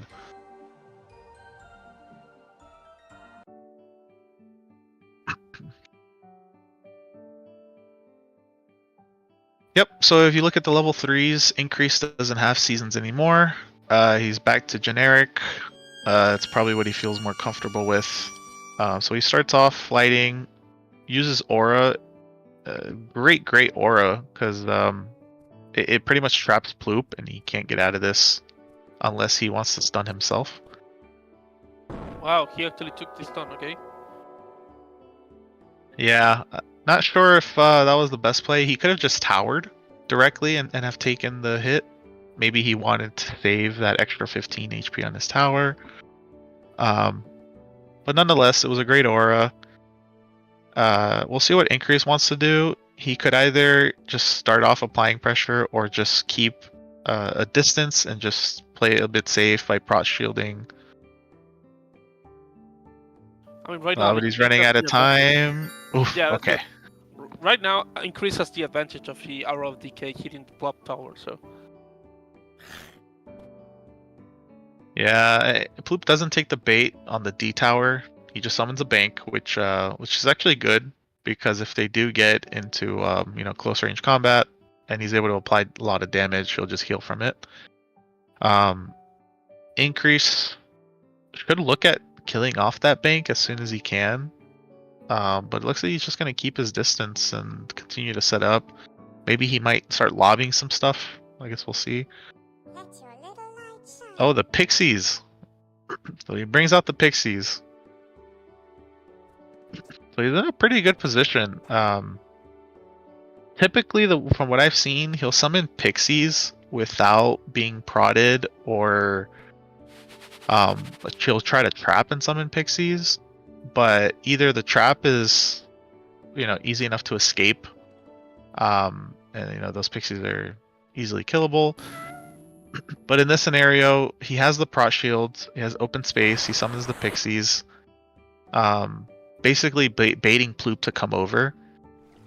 He does get him to come over, but Ploop decides to go for a Mud Ball instead of killing off the Pixies, which can actually be pretty dangerous here because now he can spread them out across the map and utilize them how he wants to. So he's Blast from the Passing on the Mud. I'm not sure if he's going to make the jump. Oh yeah, he did. Nice. Okay, he does. He's got 4 seconds though, so he wants to quickly do damage here. Oh. Oh no! Not enough time. He tried to drain, but it's not enough time to power up the power bar, and too short. But he's still in an okay position. He might be flashable here. Not 100% sure. That's kind of a risky flash, but Ploop just plays it safe, chucks a Mud Ball. But Increase is still in a great position. Looks yeah, like still he have wants... the Pixies, so... Yeah, it looks like he might want to either Aura stack.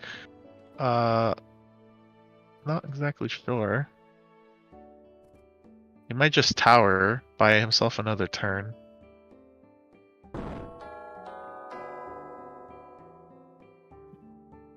Yeah. So that's the thing about Pixies is if you can't kill them early on, they're really annoying to deal with because they're really great at trapping, eating damage. You could make them undead, and then they get Drain Bolt. You could use them to Aura stack. I mean, they're so versatile. So Ploop has to look at getting rid of those, and one of the best spells against Pixies is Shock Shield. So if he doesn't have that, this is gonna be a long game for him. Yeah, so we see here, Increase is gonna trap his bank. He's most likely going for maybe an Aura stack. He just doesn't have enough time. Yeah, I think he wanted to stack it, just didn't have enough time. Summons a Peggy instead. It's very defensive, can utilize it again for trapping, for eating damage. So, I mean, Increase is in a great position right here. Interesting. Ploop decides to deludge. Haven't seen that spell much on 30 Oceans, so it's cool to see it here. But it's not going to do much in this scenario. I mean, he gets the D tower, but Increase is pretty much set up at this point. Yeah, he's going to trap him in with Ice Shield, escape with the Peggy, and now he has the freedom to pretty much do whatever he wants. But again, 30 seconds on the clock, he's running out, and he trees the entrance to him. So we'll see what Ploop does. Now he might summon his own Pegasus. He could escape by Blast from the Passing Out, maybe jumping over the tree and maybe going for a sink, but he just decides, you know what, I'm just gonna flash and make some space. I don't want to deal with this. But Increase is like, nope, I'm gonna make you deal with it.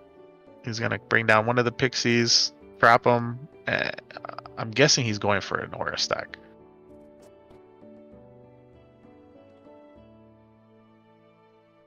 The map generation of this match is really interesting because there's literally nowhere to hide correctly. So the only thing that can divide or provide some extra coverage is the tree that's dividing the map at the moment. Yeah.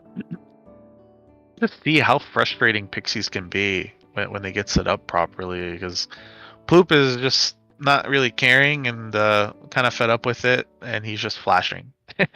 Not even draining to kill off the Pixie. He's just like, I'm just gonna keep flashing. Just do something already. This is boring. But Increase is gonna take advantage of it. He's gonna take his time, set himself up. He's got 2 undead Pixies. So it's gonna be a bit of a long game, but Increase definitely has the upper hand right now.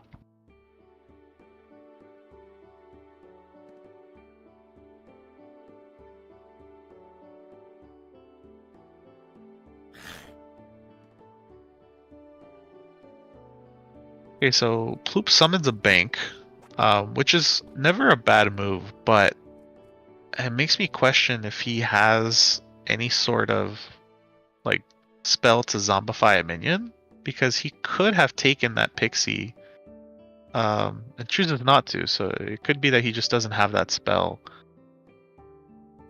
So he might have more of an aggro book with aerials.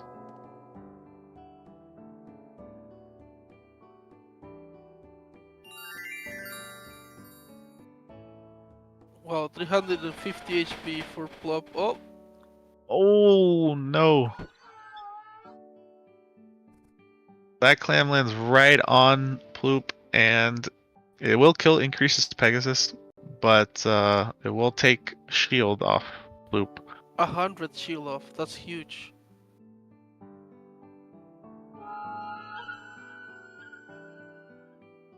Yeah, the only concern here, and the only thing that could be, potentially really help Ploop is the clams.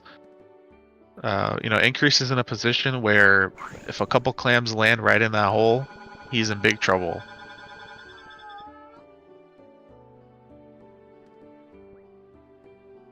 Nice. So he gets rid of that Pegasus, which is good because, Increase could have looked to make it an undead Pegasus. And it was also, just annoying because he could use it to trap and to just take damage. So getting rid of it now is good. But he's got to capitalize now.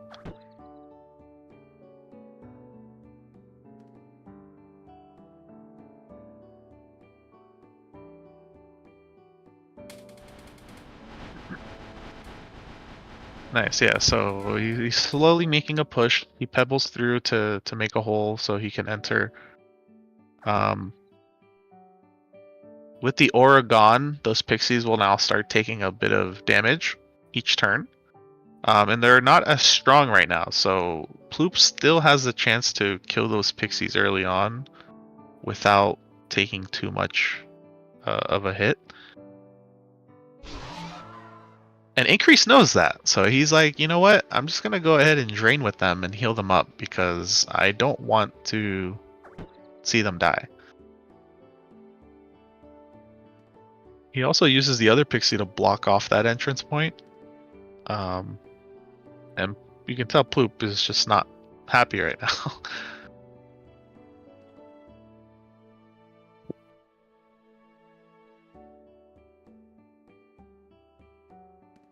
He might go for a pebble. Oh no, he goes for a thundershock. Nice. So he kills off one of the pixies. So it's good because it only leaves one pixie left. It's 62 HP, which still isn't that high. Although Increase might just drain again because he knows, it's relatively low HP. He doesn't want it to die off. So nice. And it kills off the protection shield and deflights him. So yeah, I mean, Increase is in a really good position right now. Because with 92 HP on the Pixie, I mean, that's pretty tough to kill off at this point. Yeah, so the game again is going to be one of these games where it's going to be decided by the Armageddon, it seems. Yeah, I think it's going to be like 50-50. I think the Arma's going to play a big role. But if you see, like, Increase is still, applying pressure and doing damage. Whether it's with the Pixie or the Aura. It's not one of those games where they're both hiding and both playing defensively. He's still doing damage. So while Clams will ultimately decide, how things will go down, he has the upper hand because he's still, doing damage on Ploop. And mudballing that Pixie, by the way, was also great because now that Pixie's pretty much trapped, it can't go anywhere, and it's eventually gonna die off. Not die off, it'll just keep losing HP if it doesn't, interact with any auras. It'll eventually go down to 1 HP, which at that point is just easily killable. So we're slowly starting to see these clams, putting in some work. taking off some shield off increase, knocking that Pegasus HP by half. But he throws up a pebble, so he's keeping a bit of a pressure, which is good. So Ploop doesn't have a tower at this point, but he does have a bank. So we might just see some trading, of blows here. Ploop can just continue to do damage and heal off with his bank, and increase. I mean, if I were him, I'm looking to try to maybe kill the bank and do damage at the same time, or just trap and reset up for another 1 or 2 turns. Well, definitely Plop is not in a great position in here, and I think Increase could capitalize on it. Because he is currently deciding and choosing Flop's fate, whether on map positioning, Yeah, I mean, the only threatening thing I could have seen is if Increase flies up to the top where that brine is with the Pegasus and then chucks like a mud ball or a mega boulder down there or something. It'd kill off the bank and do a lot of damage at the same time. Ooh, and goodbye Pixie. The clam landed right on it, took it out, and just like that, I mean, the tides have turned.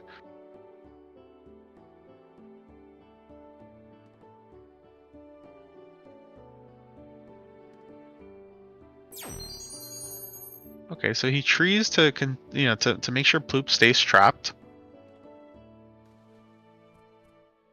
Ploop still has that bank, so he can be pretty aggressive without,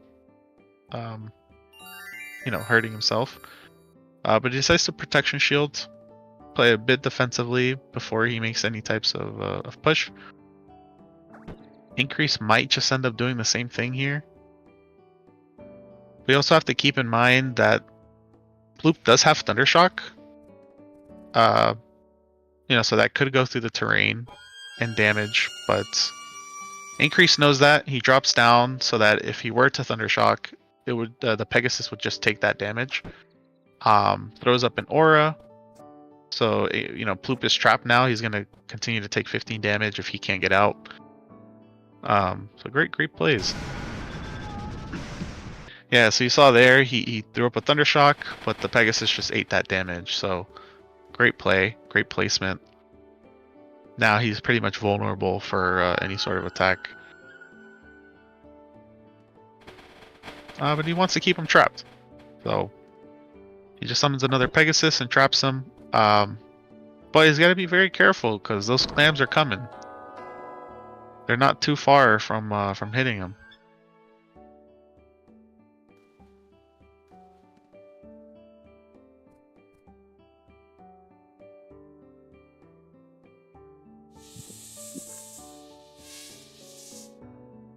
Interesting. So Increase decides to try to set up, but yep, No, there we go. The glams. Yep, that's Man. what I was saying. Yeah, that's the thing. If you take too long to try to set up and provide some control, eventually Arma's gonna get you, and that's what happened here. Instead of pebbling or keeping any sort of aggression, he summons a swarm. Oh, and he's gonna get clammed again. Oh no. Okay, he has to move. He has to go somewhere else. He's taking a bit of damage. He's 60 HP down.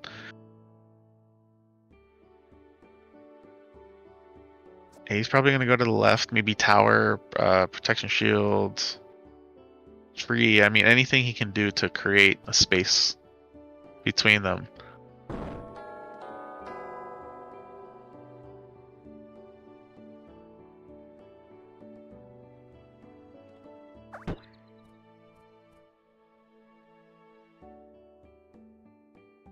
So, let's see what Ploop does now. Maybe he might Thundershock, which he does. But he has to be careful here, because Increase could bait Ploop into staying there, and letting that aura do another tick of damage. And if he's able to do that and knock him out of the tower on his turn, he could, do a lot of damage. But it looks like he's gonna play passively. He's just gonna tree. Looks like he wants to just try to set up some way. He might want to Ploop, drain, have a little bit of food.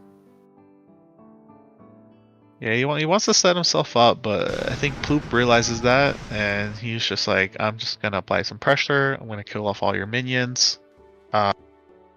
He has the bank, so he'll keep gaining HP. So this is interesting. We'll see what happens. Yeah, the pixies come out. Looks like he might look for a drain here to gain his HP back. Not much Ploop can do at this point. Unless he has like aura, maybe he could deludge the opening at the top. Maybe it might reach. But yeah, not much he can do, so he just decides to protection shield. Oh man, he got lucky that clam bounced to his left. But we're gonna see a regain here from increase. Most likely will drain. He's only 60 HP off, so he only needs to sacrifice one pixie in the tree. And he could try to undead the other two.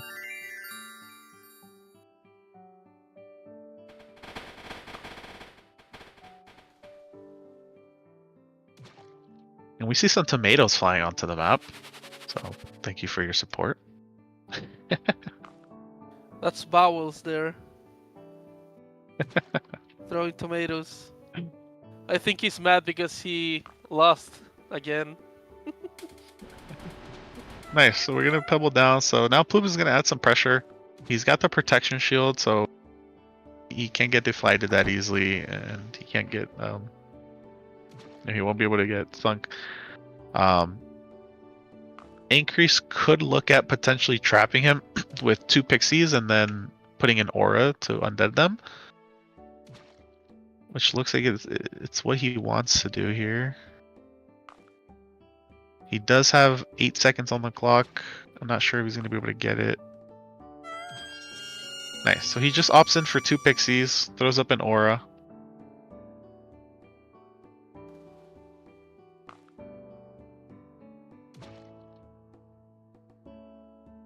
We'll see if he wants to continue to be aggressive by pebbling, or if he decides to kill off those 2 pixies.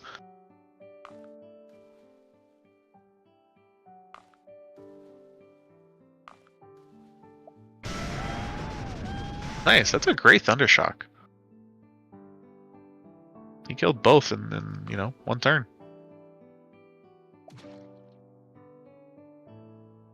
I don't think I've seen anyone else but Plop run Thunder in any of these games.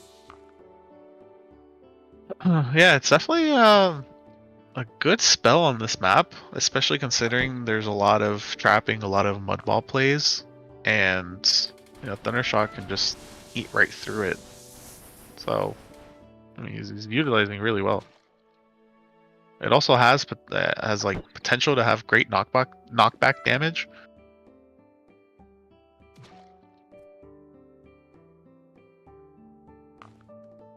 We might see a drain come out. Unless he summons a Pegasus. Alright. So he's able to get an undead pixie. He throws up a Pegasus. He still wants to keep space. Oh, but there's a clam right next to him. Oh no. Yeah, that's the thing. You try to set up, and if you just take too long, those clams will eventually get to you. And Ploop is just the goat with Thundershock, man. He's positioning himself correctly so that when he Thundershocks, he's able to kill off one of the minions while also digging down and potentially damaging his opponent. Yeah, he's really good with Thunder. Yeah. Yeah, Increase has to be somewhat aggressive now. He can't keep hiding. He can't keep trying to control, because those clams are getting to him. The Thundershock is deadly, and that's a great pebble. Oh? Oh, and he's gonna get the clam? No. Oh, not quite. That was a great pebble shot. I mean, he hit all of them. He was able to deflight, hit him into the aura to take damage, while he still has 40 shield.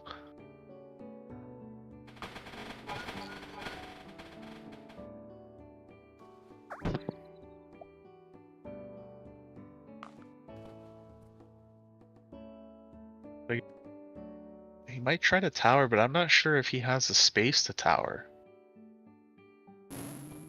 Yeah, so he blasts from the pass down, creates a bit of space. Now he's gonna tower. Oh, when the clam lands right on him! Oh no! Drops him to the ground. Bloop has That's a bit of high perfect ground for now. increase. Yeah. I mean for plop.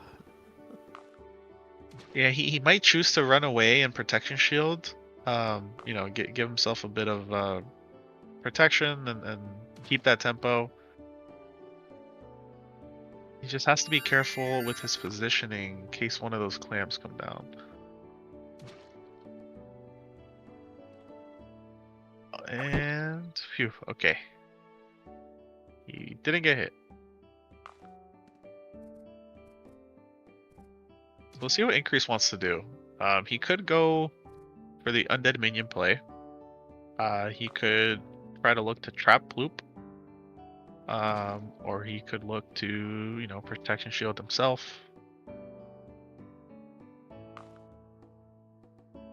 But he is in a bit of a weird spot.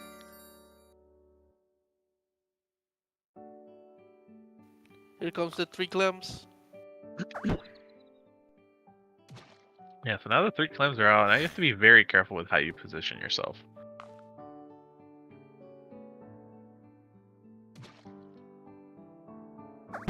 Ooh, gets lucky again. The clams don't land on him. And his bank is still alive, so, you know, he summons the bank. He might want to be aggressive now that he has the bank because, you know, he'll just regain some HP. So it's good. It's a good balance of how he's playing this because, you know, he flew away, prodded up. Now he has the bank out. Now he's in a good position to push.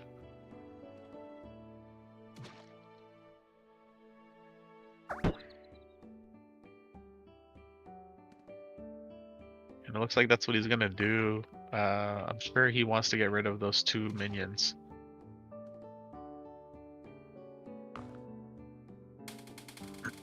No, instead he goes for the pebble. Interesting. Here comes the Oh. clams. Oh, big clams. Oh, okay. Didn't do enough damage to deflight him. Did take away a big chunk of his shield. The clams also killed off the swarm. But that Pegasus is still trapped, so, you know, he's still in a pretty good position here.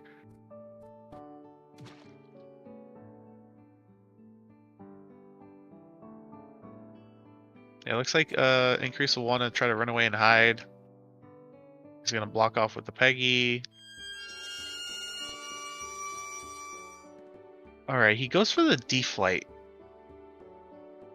And phew. Lucky there that clams didn't hurt anyone, but he's in a pretty interesting position because, you know, Ploop could lob something over there, whether it's a Mega, DMB, Shock Bomb, and just do, you know, deal a lot of damage. Oh, he lobs the Mega, but it's not a good lob. Oh man, only does 1 hit. The FTP down could potentially sink. Yeah, now Increase has to capitalize here.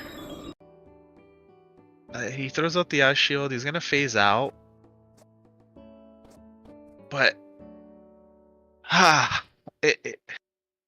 just noticing with Increases, he's playing so passively, defensively, and controlled. But I think it's just too much. It's at a point where, you know, your best defense is offense at this point. Like, you have to apply damage and pressure. Otherwise, you know, those clams are gonna get you.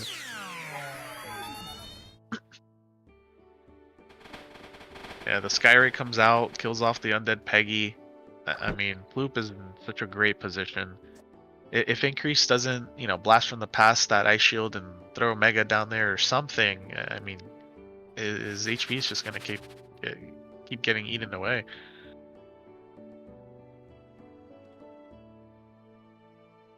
Oh, is he gonna summon a Dark Knight? Oh, he does! Okay, this is very interesting now. No clams hit. Yeah, he has to pray for the clamps not to. Oh, retribution, nice. Oh, nice. Okay, so he brought a counter to the DK. I did not see that one coming. Unfortunate that the clam hit, but that's okay. He still shouldn't be killable. The DK now is pretty much useless. Yeah. So with retribution, if he were to, if increase were to charge with the DK, it would just, the DK would take damage back and it would Very just nice stun. thing. Yeah. But that's a great Drain Bolt. Sinks him, heals up the DK a little bit, removes the retribution, and if clams don't hit him, he could blast from the past to free the Pegasus, take the Dark Knight over there, and it's GG's. The pony is stuck though. Yeah, but if he could blast from the past to create an opening. But of course, you only have 20 seconds, so he's gotta react fast. Yeah, he's not gonna have enough time. That's okay. He might just play a little defensive here. Or he's gonna chuck a Drain Bolt. Nope, he goes for a Protection Shield. But now this Dark Knight becomes dangerous, so long as those clams don't hit. And they do. Wow. So they get rid of the Pegasus, so the DK... you can still get it over there if you're really great and fast at micro movements. You could fly and ladder him over. But with 30 seconds on the clock, it's might not be enough time. So he just decides to tower. So Ploop's still somewhat safe. He's regaining some HP. Just gonna be the clamps, It's just gonna be the clamps now. Yeah, I'm interested to see if he's gonna prot shield here or if he's just gonna continue to be aggressive and go for like a attempt a pebble sink or something. Yeah, he's playing it safe, which is great. He's prodded up. The DK can't reach him. Increase can't reach him. He's in a very great position right now. Increase could look at summoning a peg or even treeing him. But he wouldn't be able to do any type of damage.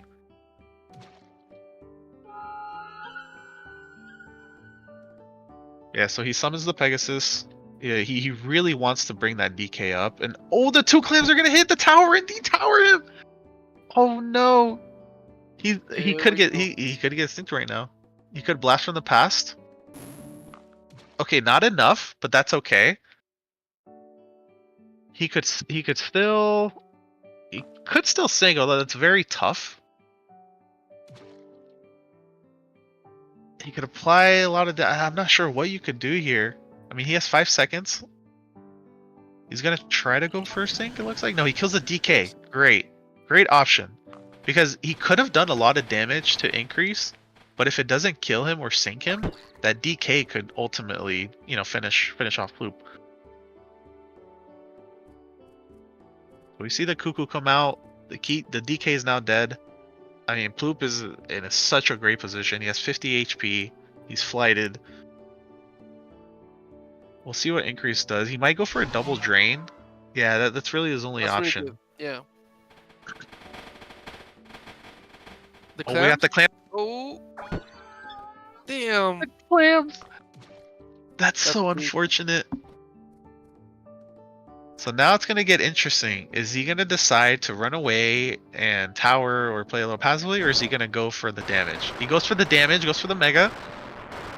Okay, not the best mega, but it's still enough damage, where he can eventually finish off in the next couple of turns. Though he did use up both mega boulders, he still has his Cuckoo clocks. So he's still in an okay position. We'll see what Increase wants to do. He could look to try to sink, maybe summon something, or he could just do a lot of damage and say, hey, I'm going to trade HP with you. The only way you're going to kill me is if you get a perfect 100 clock. And he goes for the flash. Yo, that's a great flash. That might be the table turn. No, that is not an easy flash. Like, he got it to where it hit him on the, like that piece of the terrain so that he wouldn't land on it. It would just hit off his head and he would drop down. If A you increase great all flash. clam, that's gonna yeah, definitely. Oh, and he. This oh, has that's got to the be game. triple two. Yeah, so that's gotta be game. Oh, luck is on his side. He's got to capitalize on this. If he can't finish him off, he's gonna look to sink him, but he has to be careful that he doesn't get hit by a clam or anything. Looks like I think that's what he wants to do. He wants to go for a sink, which he does get it. Great flash mechanic, by the way.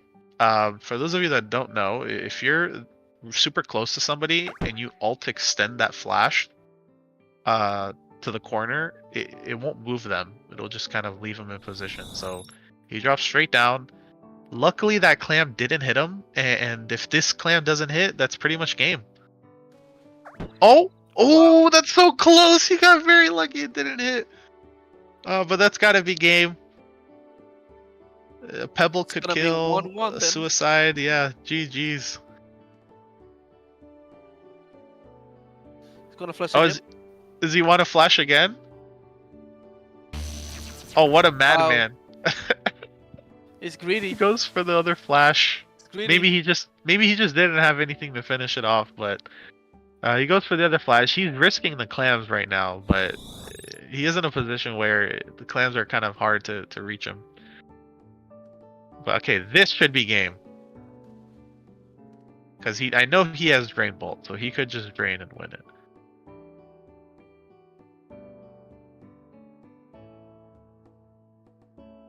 Ah man, yeah, GG's. That's great plays by Increase with a bit of luck, but nonetheless, I mean, some great mechanics coming out.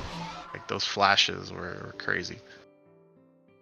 GG 1-1. Oh no, that's Yeah. it. It's 2-0. Increase Oh! won the second game, yep. So My he'll bad. be all good. He'll be the second person to win. Let's see if we can bring them in. Oh wait, did I get that wrong? No, you're right. You were actually right. It is 1-1. Yeah, it is 1-1. Yeah, it Okay, should be because my apologies. he brought the seasons mix and then he switched up. Yeah, no, He- that's right. He Floop was the one who. gaslighted me hard, bro. Yeah, Jesus. My apologies. I for some reason also had increase up 1-0 on the thing, but yeah, that's clearly not the case. Although I'll have to ask them to remake. Yeah, they didn't put tournament mode. Yeah. Okay, they call it immediately, like 1 second. But yeah, of course, Floop having won the first game, really quickly, one of the quickest wins, and we're off. Oops, excuse me. Yeah. Now, I think Plop agrees and understands now that his best option is to rush Increase. You don't need if Increase teleports defensively, I will just instantly teleport with him because you cannot let Increase get to late game. Having a bit of trouble loading in. Okay, there we go. Starting off with a Flight Mud from Bloop Bloop, he got first turn.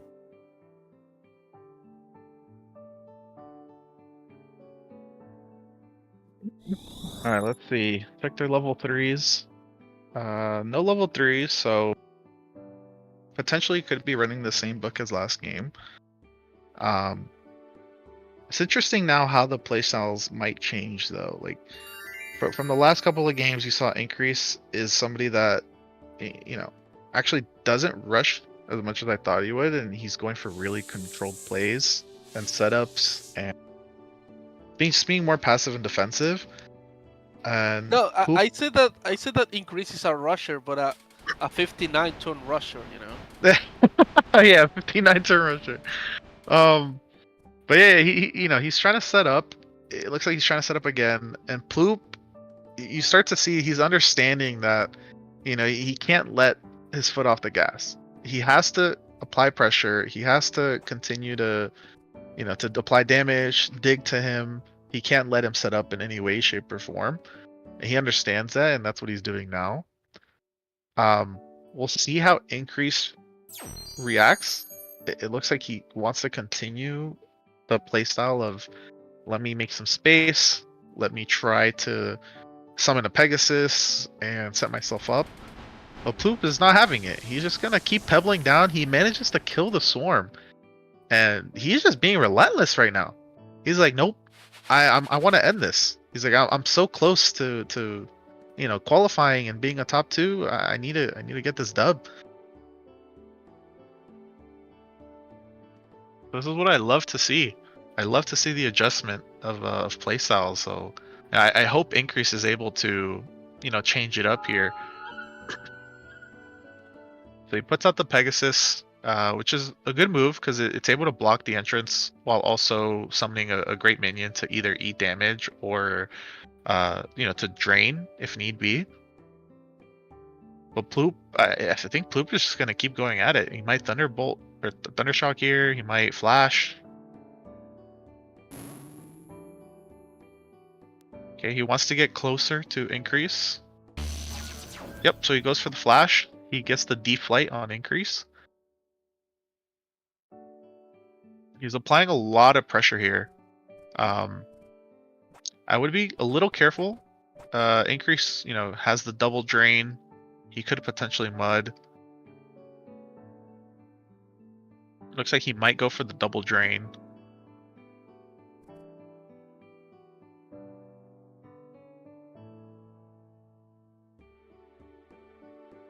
It's got 2 seconds. 1 second. Don't Q. Don't Q. All right, nice. He got the drain off. Pretty much full HP again. But Ploop can't capitalize on this. So he could Blast from the Past Increase down. Oh, nice. And do damage, but he goes for a Cuckoo. And it's still, that's still a great play.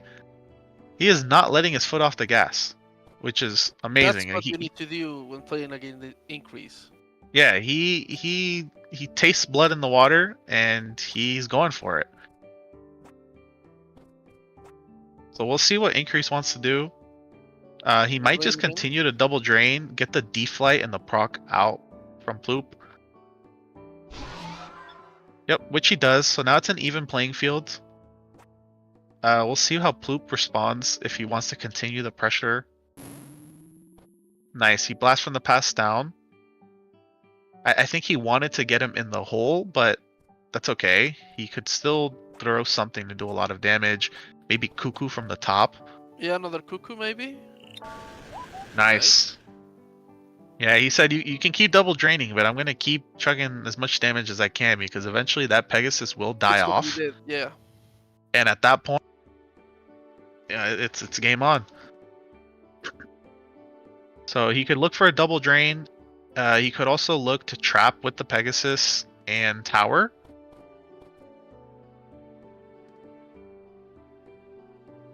He's got 5 seconds. Looks like he might just tower here.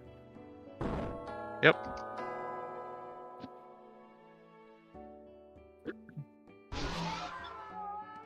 And Ploop just drains, kills off the Pegasus, has full HP, wants nothing to do with it. He's like, I'm coming for you.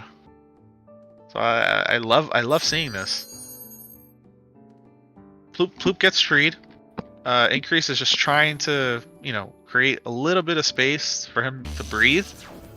But Ploop is not having it. He just flashes out of it, puts himself in a position where it's really hard to get a double drain off. Increase could lob something, and if he manages to hit, it could be detrimental, but it's a very tough lob. He might look for summoning something. Oh, he goes for the aura trap, but the tree is hit with the aura, and it just takes away the aura. Oh, man. Nice. He shields up. He knows that he can still get out the next turn because that aura is pretty much disabled right now. But the Peggy is off cooldown. He summons the Peggy. He's still trying to make the space, but Clam's coming down. When it damages the Peggy, oh man, it is not looking good for Increase. I think Ploop is probably just gonna Thundershock, get rid of the Peg, just continue to apply pressure. Interesting. Okay, he decides to Pebble on the top to create an opening. But it leaves the Pegasus alive, and it doesn't it doesn't detower increase, so he has a couple of options. You know, he could drain into the aura. He could look to trap Floop. I guess we'll see what he decides to do.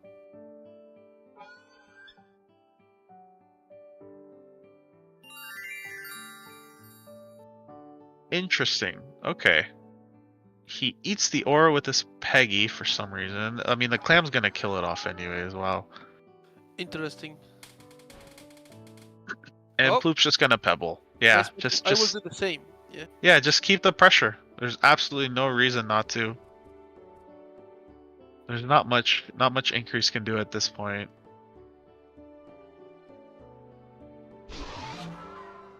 He goes for a drain. It's probably his best option. But Ploop will probably just pebble down unless this clam hits him. Ooh, close one. I know. He's happy that didn't hit him, so he's just gonna go and continue his push. Great, wow, great game sense to know that that tower is at 5 HP or less, and that he's able to blast from the past to get rid of it, and now he can really capitalize and anything DMB, Mega, Cuckoo, like will just do a ton of damage. Yep, there you go. Insane.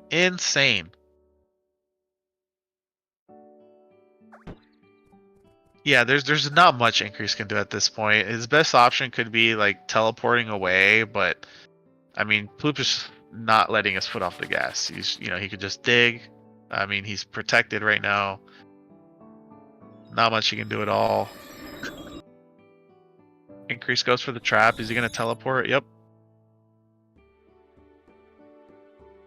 Yeah, I mean that's the best option he could do. Although Ploop can just blast from the past out and just pebble down. Really apply pressure. He might. Is he looking to teleport? Interesting. I would be careful teleporting down there like that. I guess we'll see what happens, but I was thinking Increase might be able to have flashed that. You know, if he has a blast from the past, get under, maybe extend flash. It might have been hard, but risky. But we'll see what happens. He trees him off. You know, he's able to get a double drain. Ooh! A Dark Matter Bomb? Suicide? That's gonna hit? Yeah. What a great play. He's like, I'll eat this damage because I have so much of it. And you have so little, so I'm just gonna, continue the pressure. Yeah. Even if he increase towers, he's dead now. Yeah, he's trying to gain, he's trying to create space in hopes that bomb doesn't hit him. We'll find out here. If it doesn't hit him, okay. It's a pebble. I mean, that's GG's. Yeah, he's just pebble it. Oh? Oh no, he doesn't know that he can't fly, but that's okay. Yeah, pebble still kills. Yeah. GG's. GG's. Wow, yo, that was amazing. Amazing. Congratulations, Ploop. I mean, you put on a show. Wow. That was great. Did not let his foot off the gas. Yeah, And- Plop did a really good job comparing to the other game. Yeah, I think once he understood Increase's playstyle, he was like, alright, I need to pressure this guy. I can't let him set up. I can't let him get Pixies out. He has Pegasus. He has Tree. I got to do whatever I can to just, keep putting my foot on his neck and damaging. And, ultimately he got the win. Congratulations. And that was our last match. I don't know if we're going to get him in here for an interview, but yeah, that's pretty much it. Yeah, that's it. And apparently neither of them can talk, so... Yeah, both of them unfortunately declining the interview.